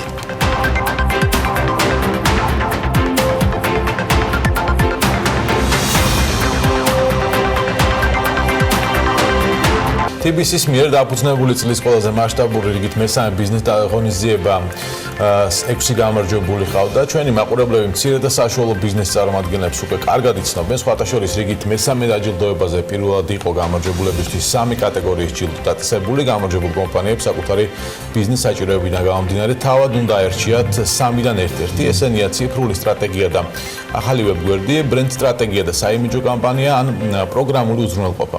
ნილ ონგურაშვილი მოგვიყვება ახლა იმ გამარჯვებულებზე, რომელთაც მიიღეს ჯილდოები და როგორ ადგებათ ეს უკვე მათ ბიზნესს. TBC ბანკის მიერ დაფუძნებულ ბიზნეს დაჯილდოება 2018-ს 6 გამარჯვებული ჰყავდა. წლის მთავარი და ყველაზე მასშტაბური ბიზნეს ღონისძიების გამარჯვებულებისათვის 3 კატეგორიის ჯილდო იყო დაწესებული, რომელიც ბიზნესის საჭიროებიდან გამომდინარე მეწარმეს უნდა აერჩია. გეფერინი წლის ქართული პროდუქტის ნომინაციაში გამარჯვებულების სიაში მოხვდა და ილია გეფერიძემ TBC ბანკის მიერ დაწესებული ჯილდოდან ციფრული სტრატეგია და ახალი ვებგვერდი აირჩია. მიუხედავად იმისა, რომ გეფერინმა 2014 წლიდან დღემდე მოახერხა სხვადასხვა პროდუქციის შეთავაზება მომხმარებლებისათვის და ამასთან მსოფლიოს 11 ქვეყანაში ექსპორტის განხორციელება, თვლის, რომ TBC-ის მიერ დაწესებული ეს ჯილდო ბიზნესს კიდევ უფრო განავითარებს და მსოფლიოს ყველა წერტილიდან ადამიანები შეძლებენ საქართველოში დამზადებული ქართული პროდუქციის ნახვასა და შეძენას. ჩვენ ავირჩიეთ ონლაინ საიტი, რადგანაც მანამდე გქონდა რამოდენიმე ონლაინ საიტი, ყველა საექსპორტო ქვეყანას ჰქონდა თავისი ონლაინ საიტი და გვინდოდა გაგვერთიანებინა ერთ პლატფორმაში და ერთი ძლიერი საიტი გქონოდა. TBC-ის ჯილდოების არჩევის საკითხი როდესაც დადგა, ზუსტად ავირჩიეთ ონლაინ საიტი, გაერთიანდება ეს ყველა საიტი ერთად და იქნება ერთი ძალიან მაგარი საიტი. ეს საიტი ჩვენთვის იყო ძალიან მნიშვნელოვანი და ძალიან წაადგება ჩვენ კომპანიას. ზოგადად ვფიქრობ, რომ ასეთი მსხვილი კომპანიების ჩართულობა მცირე და საშუალო ბიზნესში ხელს შეუწყობს ამ კატეგორიაში ბიზნესების განვითარებას და მცირე და საშუალო ბიზნესებს გას დღეს ზოგადად ქვეყანა. ნომინაცია ბიზნესი დადებითი გავლენისათვის განსაკუთრებით მნიშვნელოვანი სიახლე და გამოწვევა იყო TBC-ის ბიზნეს დაჯილდოების პროექტისათვის. ნომინაციის ბიზნესი, რომელიც დადებითად მოქმედებს გარემოზე, გამარჯვებული ჯეო მულჩი გახდა. კომპანია სამხრეთ კავკასიის მასშტაბით მულჩის ერთადერთი წარმოებელი კომპანია არის და ის TBC-ის მიერ დაწესებული ჯილდოდან ბრენდ სტრატეგიასა და საიმიჯო კამპანიას ირჩევს. ჯეო მულჩი თვლიან, რომ ეს მიმართულება კომპანიის ცნობადობას კიდევ უფრო გაზრდის და ბიზნესს ხელს შეუწყობს სტიმულირებაში, განვითარებასა და პოპულარიზაციაში. იყო სამი სხვადასხვა ჯილდო. ჩვენ რადგან უფრო ცნობადობაზე ვართ ორიენტირებულები ამ ეტაპზე და ვიყავით უფრო სწორად იმ პერიოდისთვის, ავირჩიეთ ριბრენდინგი. რაც ძალიან გამოგვადგა, იმიტომ რომ ახლა უკვე დასრულდა სრულად კომპანიის ριბრენდინგი, თავისი სარეკლამო ვიდეოთი და ასე შემდეგ, რომელიც ჩვენ დიდ ასე ვთქვათ, რეკლამას გვიკეთებს, პირველ რიგში ცნობადობას გვიმაღლებს. წლის ტურისტულ ბიზნესად კი ჟიურიმ ეკოტურს ჯორჯია გამოარჩია, რომლის პროფილიც ქვეყანაში ტურისტების შემოყვანა. კომპანიის მიმართულება ფრინველებზე და ზოგადად ველურ ბუნებაზე დაკვირვების ტურიზმი არის. ეკოტურ ჯორჯია მსურველებს პროფესიონალი ფოტოგრაფების მომსახურებასაც სთავაზობს. გიორგი რაჯებაშვილმა ბიზნესის განვითარებისათვის ციფრული სტრატეგია და ახალი ვებგვერდი აირჩია, რადგან თვლის, რომ სწორად გამართული ვებგვერდი კომპანიის საქმიანობაზე დადებითად იმოქმედებს, კიდევ უფრო გაზრდის ცნობადობას და საზოგადოებისათვის მეტად საინტერესოს გახდის.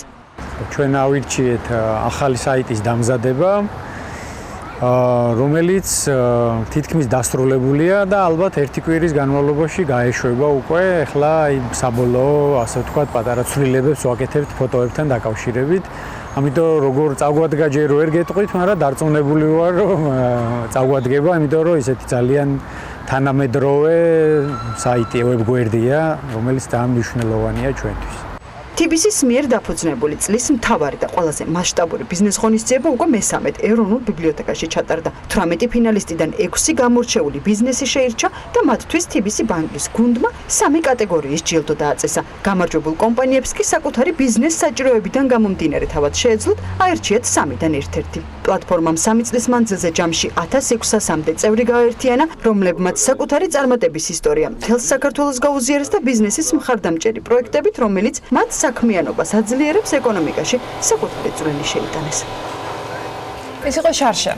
მასშტაბური ბიზნეს დაჯილდოება კი გრძელდება და წელს უკვე მეოთხედ ჩატარდება. ქვეყანაში ყველაზე დიდი დაჯილდოება იქნება სიახლეებზე ორიენტირებული, ბევრ ძალიან საინტერესო შესთავაზებს მონაწილეებს, კრიტერიუმები, როგორ შეირჩევიან გამარჯვებულები, გამოწვევები და ყველა ის დამატებითი თქვა შესაძლებლობა, რომელიც მცირე ბიზნესებს უჩნდებათ. ამ ყველაფერზე სტუმართან ერთად ვისაუბრებთ. ნიკა ქურდიანი, TBC-ის გენერალური დირექტორის მოადგილე შემოგვიერთდა საქმიანი დილის ეთერში. მოგესალმებით. მადლობა იმის, რომ ხართ ჩვენთან ერთად. და ჩვეულად ეს კარგაბებზე გვიწევს საუბარი. მეოთხე წელი, ანუ პრაქტიკა უკვე შეიძლება ითქვას, რომ საკმაოდ ბევრი გაქვთ საერთოდ, რომ ეს დაჯილდოება იყოს ყოველწლიურად მზარდი. წელს რა სიახლეები გაქვთ და შარშანდილმა პრაქტიკამ რა აჩვენა, რამდენად გაამართლა იმ სიახლემ, რომელიც უკვე ჯილდოს სახით არჩევანს გულისხმობდა ფინალისტებისათვის. ნუ პირველ რიგში იმას ვიტყვი, რომ როცა პლატფორმა ან რაღაც პროექტი ამდენი ხანი არსებობს და წლიდან წლამდე მისი მასშტაბი იმატებს, ეს სალსახად წარმატების აღნიშნულია და ეს ჩვენ ძალიან გვახარებს, ჩვენ შემთხვევაში უკვე მეოთხე წელია, რაც ბიზნეს დაჯილდოება არსებობს და მისი ზომა, ესე რომ ვთქვათ, იზრდება და ჩართულობა იზრდება. ერთი ნაბიჯით უკან დავრუნდები, რატო გააკეთა TBC-მეს და თავიდან თუ გახსოვთ ჯეოსოლთან ერთად დავიწყეთ ჩვენ ეს პროექტი და მე ძალიან ბევრი პარტნიორი ყავდა, ყველას დიდი მადლობა.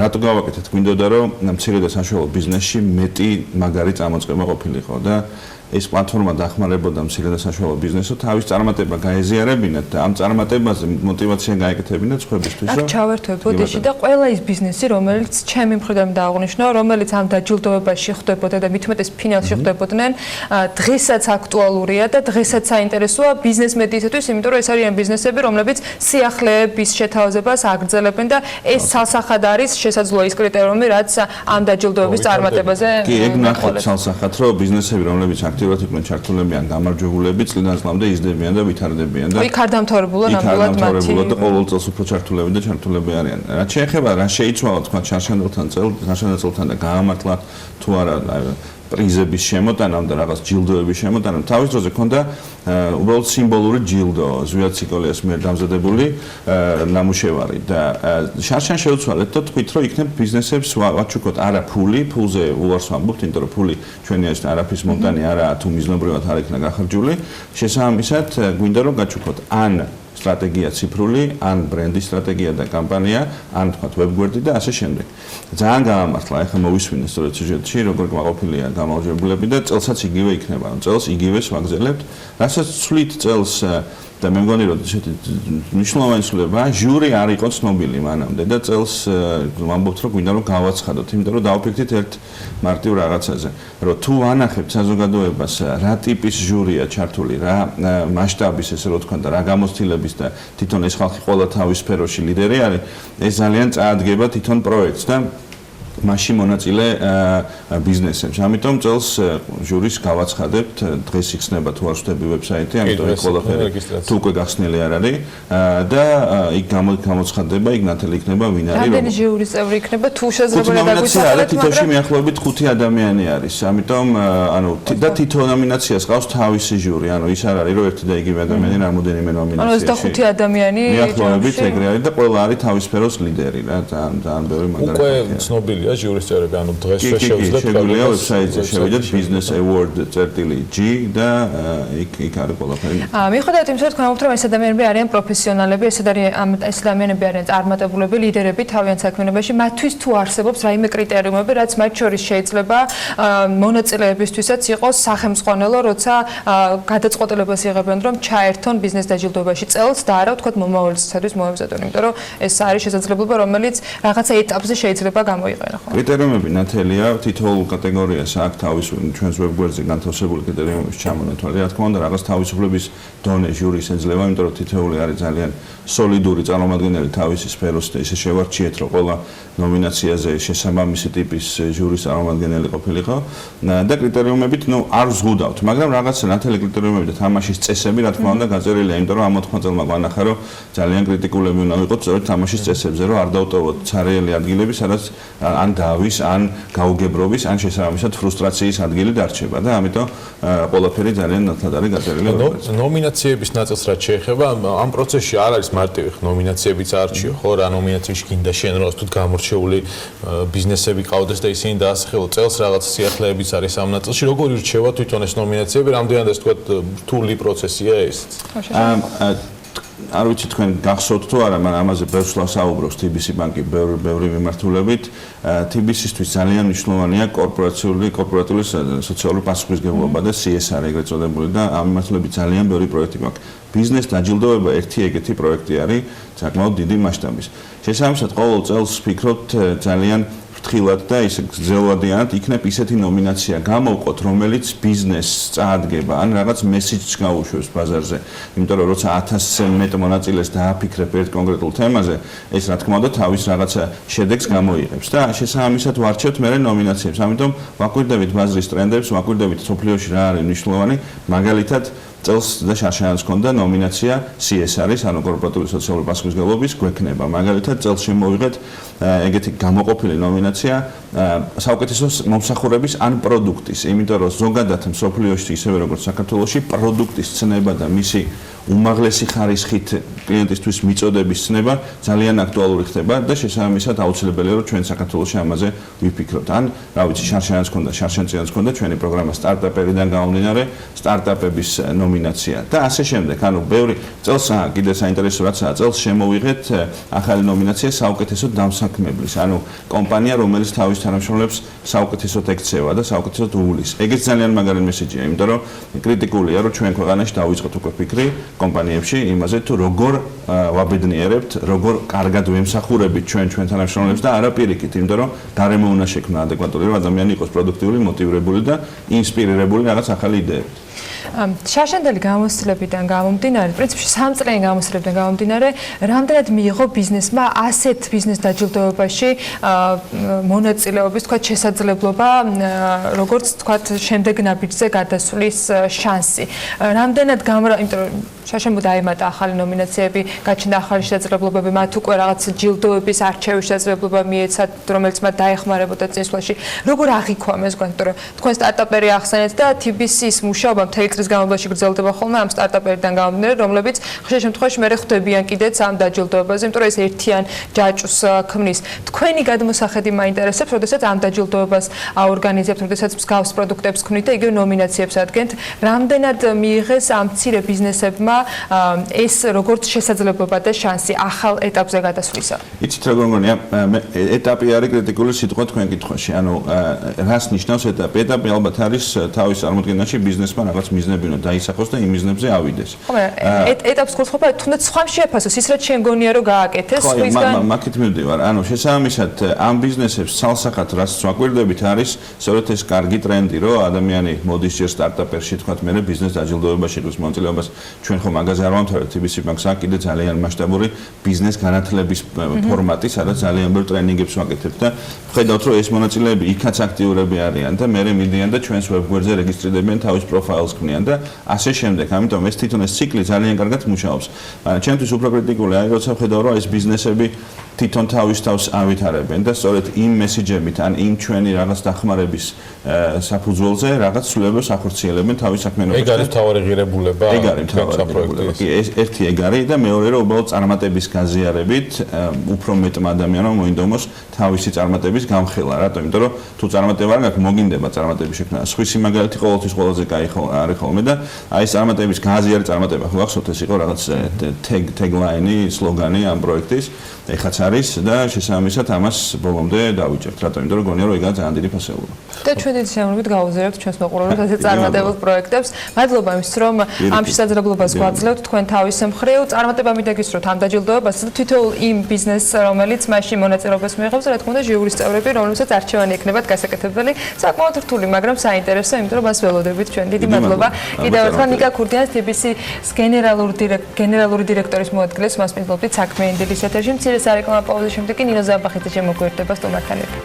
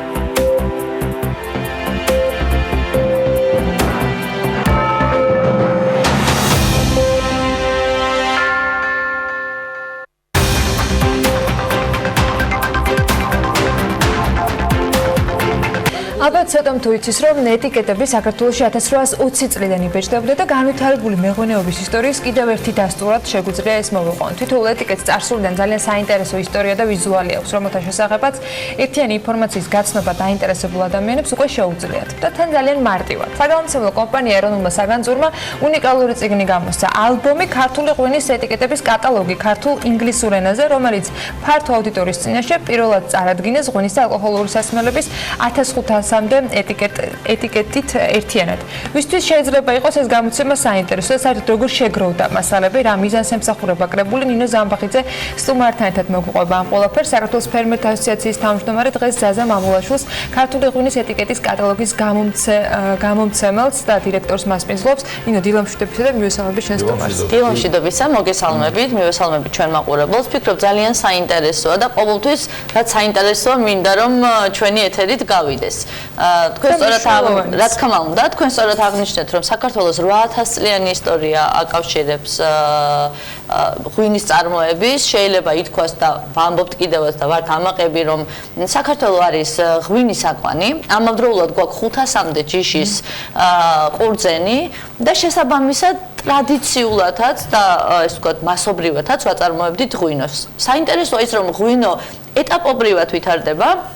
მათ შორის ნატურალური წარმოებები, ქვევრის ღვინის წარმოება, რომელიც ჩვენი ტრადიცია არის, თუმცა ძალიან საინტერესოა რა ხდებოდა იქამდე და რა ხდებოდა საბჭოთა კავშირის დროს და შემდეგ უკვე როგორ განვითარდა დღევანდელი ბაზარი. როდესაც მე ეს წიგნი ვიხილე, პრინციპში სიმართლე გითხრათ, ბევრ რამეზე მივიღე პასუხი. მივიღე პასუხი იმაზე, თუ როგორი მონდომებული იყვნენ ქართველები, რომ ეწარმოებინათ ხარისხიან როგორი ქონდა ზუსტად როგორ უნდათ რომ წარმოებინათ არ ჩამორჩენილი იყვნენ ევროპას 1500-მდე ეტიკეტი ამას ნამდვილად ცხადყოფს.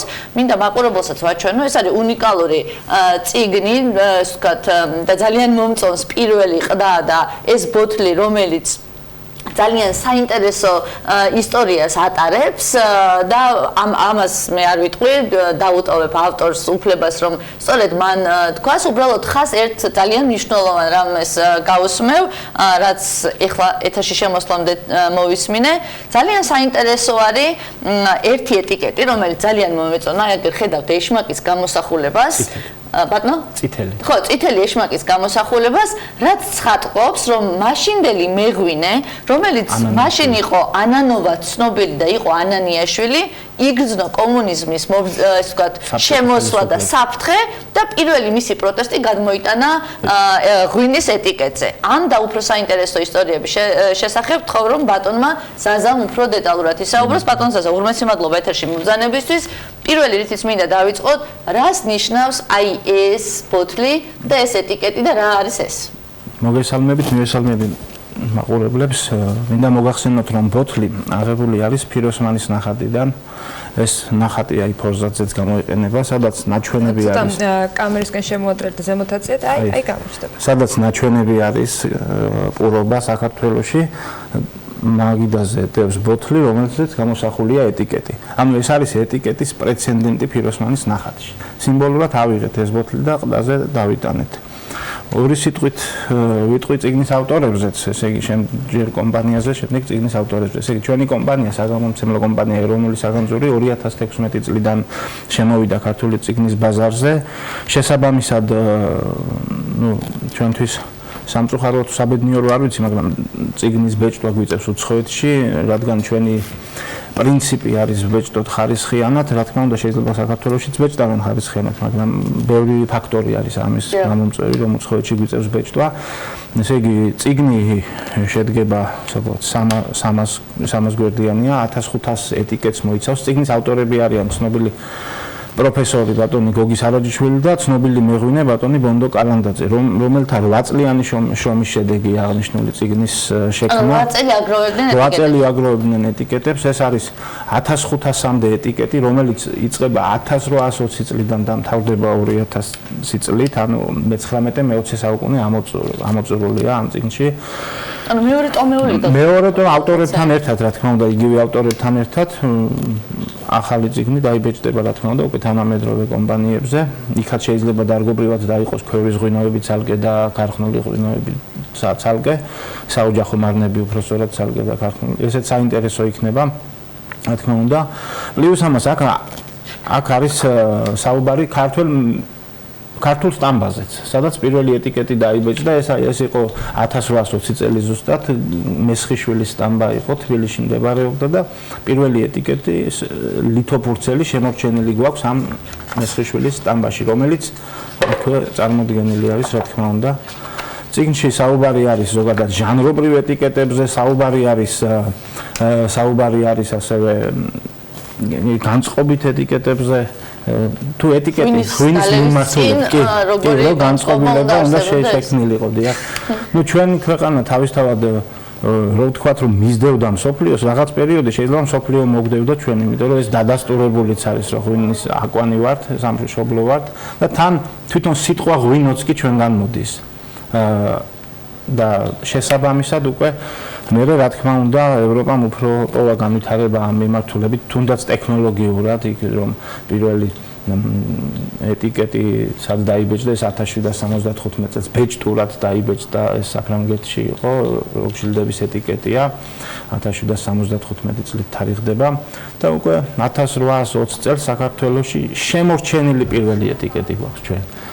შემორჩენილი, რომელიც წიგნში შესულია. ეს იყო გვარად ბოლქვაძის ეტიკეტი, რომელსაც ღვინის მაღაზია ჰქონდა ქუთაისში და არა მარტო ერთი სახეობის ბრენდის, ასე ვთქვათ, კონიაკის ეტიკეტი არის შემორჩენილი. რამოდენიმე სადღაც 10 ეტიკეტი არის მხოლოდ ბოლქვაძის შემორჩენილი. აქ მოსდევს სხვადასხვა გვარებია შემდეგ ეტაპობრივად. და დაახლოებით რამდენი მწარმოებელი იყო იმ პერიოდისთვის? იმ პერიოდისთვის აი ეტიკეტების მიხედვით თუ ვიმსჯელებთ, სადღაც მე-19 საუკუნეში 70-მდე გვარი გვხდება, ვინც ღვინოს აწარმოებდა ღვინოს და სხვადასხვა ალკოჰოლურ სასმელებს. ჩვენ ამ წიგნში შევიტანეთ, ასევე ძალიან საინტერესოა ახლა. აი რადგან თემა ღვინოს ეხება და შემდეგ ღვინისგან რა იწარმოებოდა, აი ძმარის ეტიკეტიც ვნახეთ, ექსპორტზე საქართველოს გაქონდა ძმარი. ძალიან საინტერესოა ესეც დღევანდელი მეწარმეებისთვის და მეღვინეებისთვის, რომ გაითვალისწინონ საკმაოდ მოთხოვნადი პროდუქტით შეიძლება გახდეს. ეს ეტიკეტები მხოლოდ საექსპორტო ბაზრებისთვის იყო თუ ადგილობრივადაც და რამდენად განასხვავებდნენ ადგილობრივი ბაზრისათვის თქვა ეტიკეტებს და იგივე წარწერების მიხედვით აი არსებობს თუნდაც აი დავით სარაჯიშვილის ერთი და იგივე სასმელზე ეტიკეტი, რომელიც ერთი არის რუსულენოვანი, მეორე არის ევროპულად დაწერილი ლათინური ასოებით და ასევე არსებობს ქართული წარწერებით. კიდე საინტერესოა სარაჯიშვილის ერთი სასმელი, რომელსაც კასისი ერქვა, ზედ ნაჩვენებია რუკა ეტიკეტზე თვითონ. თუ სად ეწეოდა ექსპორტს ამ აღნიშნული ალკოჰოლური სასმელის. და რა ეტაპები, აი, როცა ჯამურად ხამდენ ეტიკეტს უყურებთ, რა ევოლუცია გაინცადა? ევოლუცია არის აღმასვლებიც და დაღმასვლებიც. ახლა ზუსტად რომ აღნიშნოთ, ახლა მე-19 საუკუნეში პირდაპირ ჩანს მიმბაძველობაც აი ევროპული მეღვინეობა, მაგრამ ეს ცუდი არ უნდა იყოს ერთი მხრივ ამ მიმართულებით, იმიტომ რომ შენ ხარისხითაც ალბათ და შესაბამისად თავს უტოლებ სტანდარტებს აკმაყოფილებ, რასთან კი ბატონო. აქ ძალიან საინტერესოა მოგებული ჯილდოები, რომლებიც ამ თითოეულ ეტიკეტზეა დატანილი რა. ეს არ გახლავს უშუალოდ მარტო რუსეთის საიმპერატორო კარის ჯილდოები. აქ არის მსოფლიო დონის ჯილდოები, ევროპის მეფეების და ასე შემდეგ. კიდე საინტერესოა, რომ საქართველოში ღვინოს და ალკოჰოლურ სასმელებს აწარმოებდნენ არა მარტო ქართველები. ფიქსირდება გერმანელები, ფიქსირდება მეზობელი ქვეყნებიდან, სომხეთიდან, აზერბაიჯანიდან და უფრო საინტერესოა გერმანული წარმოება. იმიტომ აზერბაიჯანელს და სომეხს გაქონდა თავის ქვეყანაში და აქ ჰქონდათ წარმოება. ეტიკეტებზე მართლაც ჩანს. თუმცა იქ მითითებულია ეტიკეტზე როგორ ჩანს, რომ დამზადებულია საქართველოში საექსპორტო და ბაქოსთვის, დიახ, ბაქოსთვის არის თქვა. და ასევე საინტერესოა, რომ ქართველი მეწარმეები აუცილებლად აი სტანდარტებს იცავდნენ, აქ უფრო საინტერესოა მე-19 საუკუნე ამ მიმართულებით. მე-20 საუკუნის დასაწყისშიც აი 30-იან წლებამდე აი დამოუკიდებელი საქართველოს დროშაც კი არის დახატული 21 წლის ღვინოზე, აი სათემო ერქვა. ბუნებრივი კახური ღვინო ესე თარიღდება, ესე არის. და აი მაყურებელს რა უხსნათ? მას შემდეგ რაც უკვე საქართველოს საბჭოთა რეჟიმში შევიდა, არის თუ არა ეს დაღმასვლა, თუნდაც ეტიკეტების გამოსახულებიდან გამომდინარე? აი ერთფეროვნება შემოდის. ხო, აბსოლუტურად რაღაცა ერთი ხაზი მიდის და თითქოს ყველაფერი ერთფეროვანია. კი ბატონო, ერთფეროვნება შემოდის, რა თქმა უნდა, ვიზუალიზაციაშიც თუნდაც, თუმცა საინტერესოა, ესე იგი 8000 წლის ისტორია გვაქვს მეღვინეობის და ჩანს რომ ესე იგი მეღვინეობის ტრადიცია აქ არასდროს არ შეწყვეტილა. აი ჩაგდება საქართველოში მეღვინეობას არ შეხვედრია. იმიტომ 1953 წელს, როცა გაქანებული ომია, ასე ვთქვათ და მეორე მსოფლიო ომს გულისხმობს, საქართველოში სამტრესტის მარკით ღვინო ისხმება. და ნახსენებია ის უბრალოდ თითქოს ერთფეროვნულად ყველა ეტიკეტი ერთმანეთს გავს. იყო რაღაც პერიოდი, ახლა ზოგი ამას ამართლებს, ზოგი არ ამართლებს, დანომრილიც კი იყო ქართული ღვინოები. აი ფილმიდან მშობლიური რანომერი გვახსოვს ჩვენ ალბათ და აი ეტიკეტებზეც ჩანს მშობლიური რანომერი და ესეთი აი სახელები გვაქვს ღვინის და ნამდვილი სახელები და დაკარგულია ამ დროს, როცა ჩვენ ვამბობ 7 ნომერი ღვინო და არა თქვა ხანჯკარა პირობითად, ან გაწითელი. და აი რამდენად არის თქვა სხვადასხვა ჯიშის ყურძნისგან ღვინოები ნაწარმოები, დაახლოებით რამდენი ტიპის ღვინოს ხვდებით, არა თქვა ეტიკეტის მიხედვით, არამედ იგივე ყურძნის ჯიშების მიხედვით. შოლოს ღვინოსაც ხვდებით? არა, ღვინო არ არის შოლოს, შოლოს არის ასე ვთქვათ აი ახლა გეტყვით ესე იგი აქ ჩამოთვლილია როგორც ჯიშები, საინტერესოა ჯიშების ჩამონათვალი, ასევე ჩამოთვლილი არის წარმოშობის ზონები. ისეთი ანუ ადგილწარმოშობაც არის დატანილი, აი სოფლების და აი მაგალითად მელანი, ტიბანი და ასე შემდეგ. და ასევე ნაჩვენები არის გვარები, კონკრეტული გვარები. აი თუ შევხვდებით ისეთ თქვათ წარმოშობის ზონებს ან ისეთ ღვინოებს, რომელიც დღეს აღარ არის და ძირთადად თქვათ უფრო სხვა ღვინოებზე ვართ ორიენტირებული. არის თუ არა, შეგვიძლია თუ არა აი ამ ნაწილში აღმოაჩინოთ ისეთი ყურძენი, რომელიც თქვათ ჩვენ იმ დროს მე-19 საუკუნეში იყო პოპულარული და დღეს თქვათ აღარ გამოიყენება. კი ბატონო, აი აქ არის ერთი საინტერესო გორული ჯიში თუნდაც, რომელიც კი რა თქმა უნდა ეხლა აღდგენის პროცესშია. ეს არის ჯანი, რომელიც დღეს წარმოებაში ჯანი ერქვა ესეთ ქართული ღვინო 1896 წლით თარიღდება თუ 91 წლით ზუსტად რო არ შემეშალოს ეს ჯიში. ასევე საინტერესოა მიმართულებები განვითარების. აი ცალკე ეტიკეტით ისხმებოდა საეკლესიო ღვინოები. აი კოსტავა მაგალითად მეწარმე, რომელსაც პირდაპირ აქვს საეკლესიო ღვინო. მე სხვადასხვა გვარები. ანუ მხოლოდ ეკლესიაში იყენებდნენ, ეს ნიშნავდა საეკლესიო ღვინო განსაკუთრებით საფერავი, როცა დილით წირვაზე იყენებენ საბაგზინოდ, შეიძლებოდა რომ ეკლესიაშიც გამოიყენებდნენ და რა თქმა უნდა შეიძლებოდა რომ და თქვა ეს ღვინო არ იყო საექსპორტო, თუ საექსპორტო იქაც ეკლესია იყო. აი მაგალითად ახლა ქრისტიანული ქვეყანა რუსეთის კი ბატონო, აი რუსეთის ბაზრისთვის შეიძლება. აი ახლა საინტერესოა იგივე დასახელებები რომს საქართველოში. აბსენტი, კი ბატონო, კი საინტერესოა რა თქმა უნდა. ახლა ვერ ვიტყვით რომ აქ რომს ამზადებდა, ან შეიძლება შაქრის ლერწამი ჩამოქონდა და ამზადებდა, მაგრამ შეიძლება უკვე დამზადებული რომი კასრებით ჩამოქონდა, აქ აფასოებდა და ყიდდა. აი ფაქტი ის არის რომ ქუთაისში ქართულად წარწერილი ეტიკეტით რომი გვაქვს. და არ არის ცუდი ასე ვთქვათ მაგალითი. ნუ მე ვფიქრობ რომ ყველა მეღვინეს მსგავსი წიგნი უნდა კონდეს ნამდვილად სამაგიდეთ, იმიტომ რომ შეიძლება როგორ არის ნათქვამი ყველაფერი კარგი მივიწყებული ძველია, ამიტომ ეს არის კარგი შესაძლებლობა იმისი რომ რეპლიკაციაც გაკეთდეს ჩემი აზრით, თუმცა ალბათ ძალიან საინტერესო იქნება მომავალი თაობებისთვის თუ თქვენი გამომცემლობა მსგავს წიგნს გამოცემს უკვე 2009 წლის მერე, იმიტომ რომ აქ თუ არის წითელი ეშმაკი დატანილი, იქ იქნება არა ოკუპაციას და საოკუპაციო ასე ვთქვათ მალთურ ხლართები დაკეთებული პრეცედენტი უკვე არსებობს ღვინის ეტიკეტებზე მე კი მაგ სწორედ ამაზე ვსაუბრობ ანუ ეს მე ვფიქრობ რომ ასე ვთქვათ ნათლად და ცალსახად ცხადყოფს იმას რომ როგორი მებრძოლი არის ქართველი ადამიანი როგორ უნდა რომ თავისი ასე ვთქვათ ინოვაცია თავისი ხედვა პროტესტი თუნდაც იმ პროდუქტზე დაატანოს რომელსაც ის აწარმოებს და ბოლო შეკითხვა მაქვს რას გეგმავთ რა არის შემდგომი თქვენი ეტაპი როგორც გამომცემლობის, იმიტომ რომ ძალიან ბევრ უნიკალურ პროექტის იდეის ავტორები ხართ. კი ბატონო, აი ორი სიტყვით გაგიმხელთ ჩვენს გეგმებს, ჩვენ როგორც გამომცემლობა სახელიდან გამომდინარე ეროვნული საგანძური ქვია ჩვენს გამომცემლობას და იწყებს პროექტს ეროვნული საგანძური, რომელიც მოიცავს 38 ტომს და ეს იქნება მხოლოდ ეროვნული საგანძურის შესახებ. იქ იქნება ასევე ქართული ვაზის ჯიშებზე საუბარი, ქართულ ამბანზეც იქნება საუბარი, უკვე გამხელილია ეს საიდუმლო ასე ვთქვათ ჩვენი მხრიდან, უკვე 5 ტომი მზად გვაქვს გამოსაცემად და 38 ტომი სიმბოლურად ძველ ქართულში 38 ასო-ნიშანი იყო და ტომის ნუმერაცია მოხდება ძველი ქართული ანბანის ასოებით. გველოდებით ახალ გამოცემას, ძალიან საინტერესო პროექტს. ამასთან დაკავშირებით კი ამ კოლექციასთან დაკავშირებით კი დარწმუნებული რომ ბევრი მიმართულებით იარსებებს ინტერესი, როგორც ღვინის მწარმოებლებისათვის, ასევე ამ სფეროში იმ მეცნიერებისათვის, რომლებიც იკვლევენ უძველეს ქართულ ჯიშებს და ზოგადად ევოლუციას ქართული ღვინისა. მადლობა ნინოს ასეთეარჩეულებრივი სტუმრის და ისტორიის შემოთავაზებისათვის. ნინო ზამბაღიძე საქართველოს ფერმერთა ასოციაციის თავმჯდომარე დღეს ზაზა მამულაშვილს ქართული ღვინის ეტიკეტირების კატალოგის გამომცემელს მასპინძლობდა. ჩვენ მათთან ერთად გემშვიდობებით ხვალ დილის 8 საათამდე ბედნიერ დღეს გისურვებთ.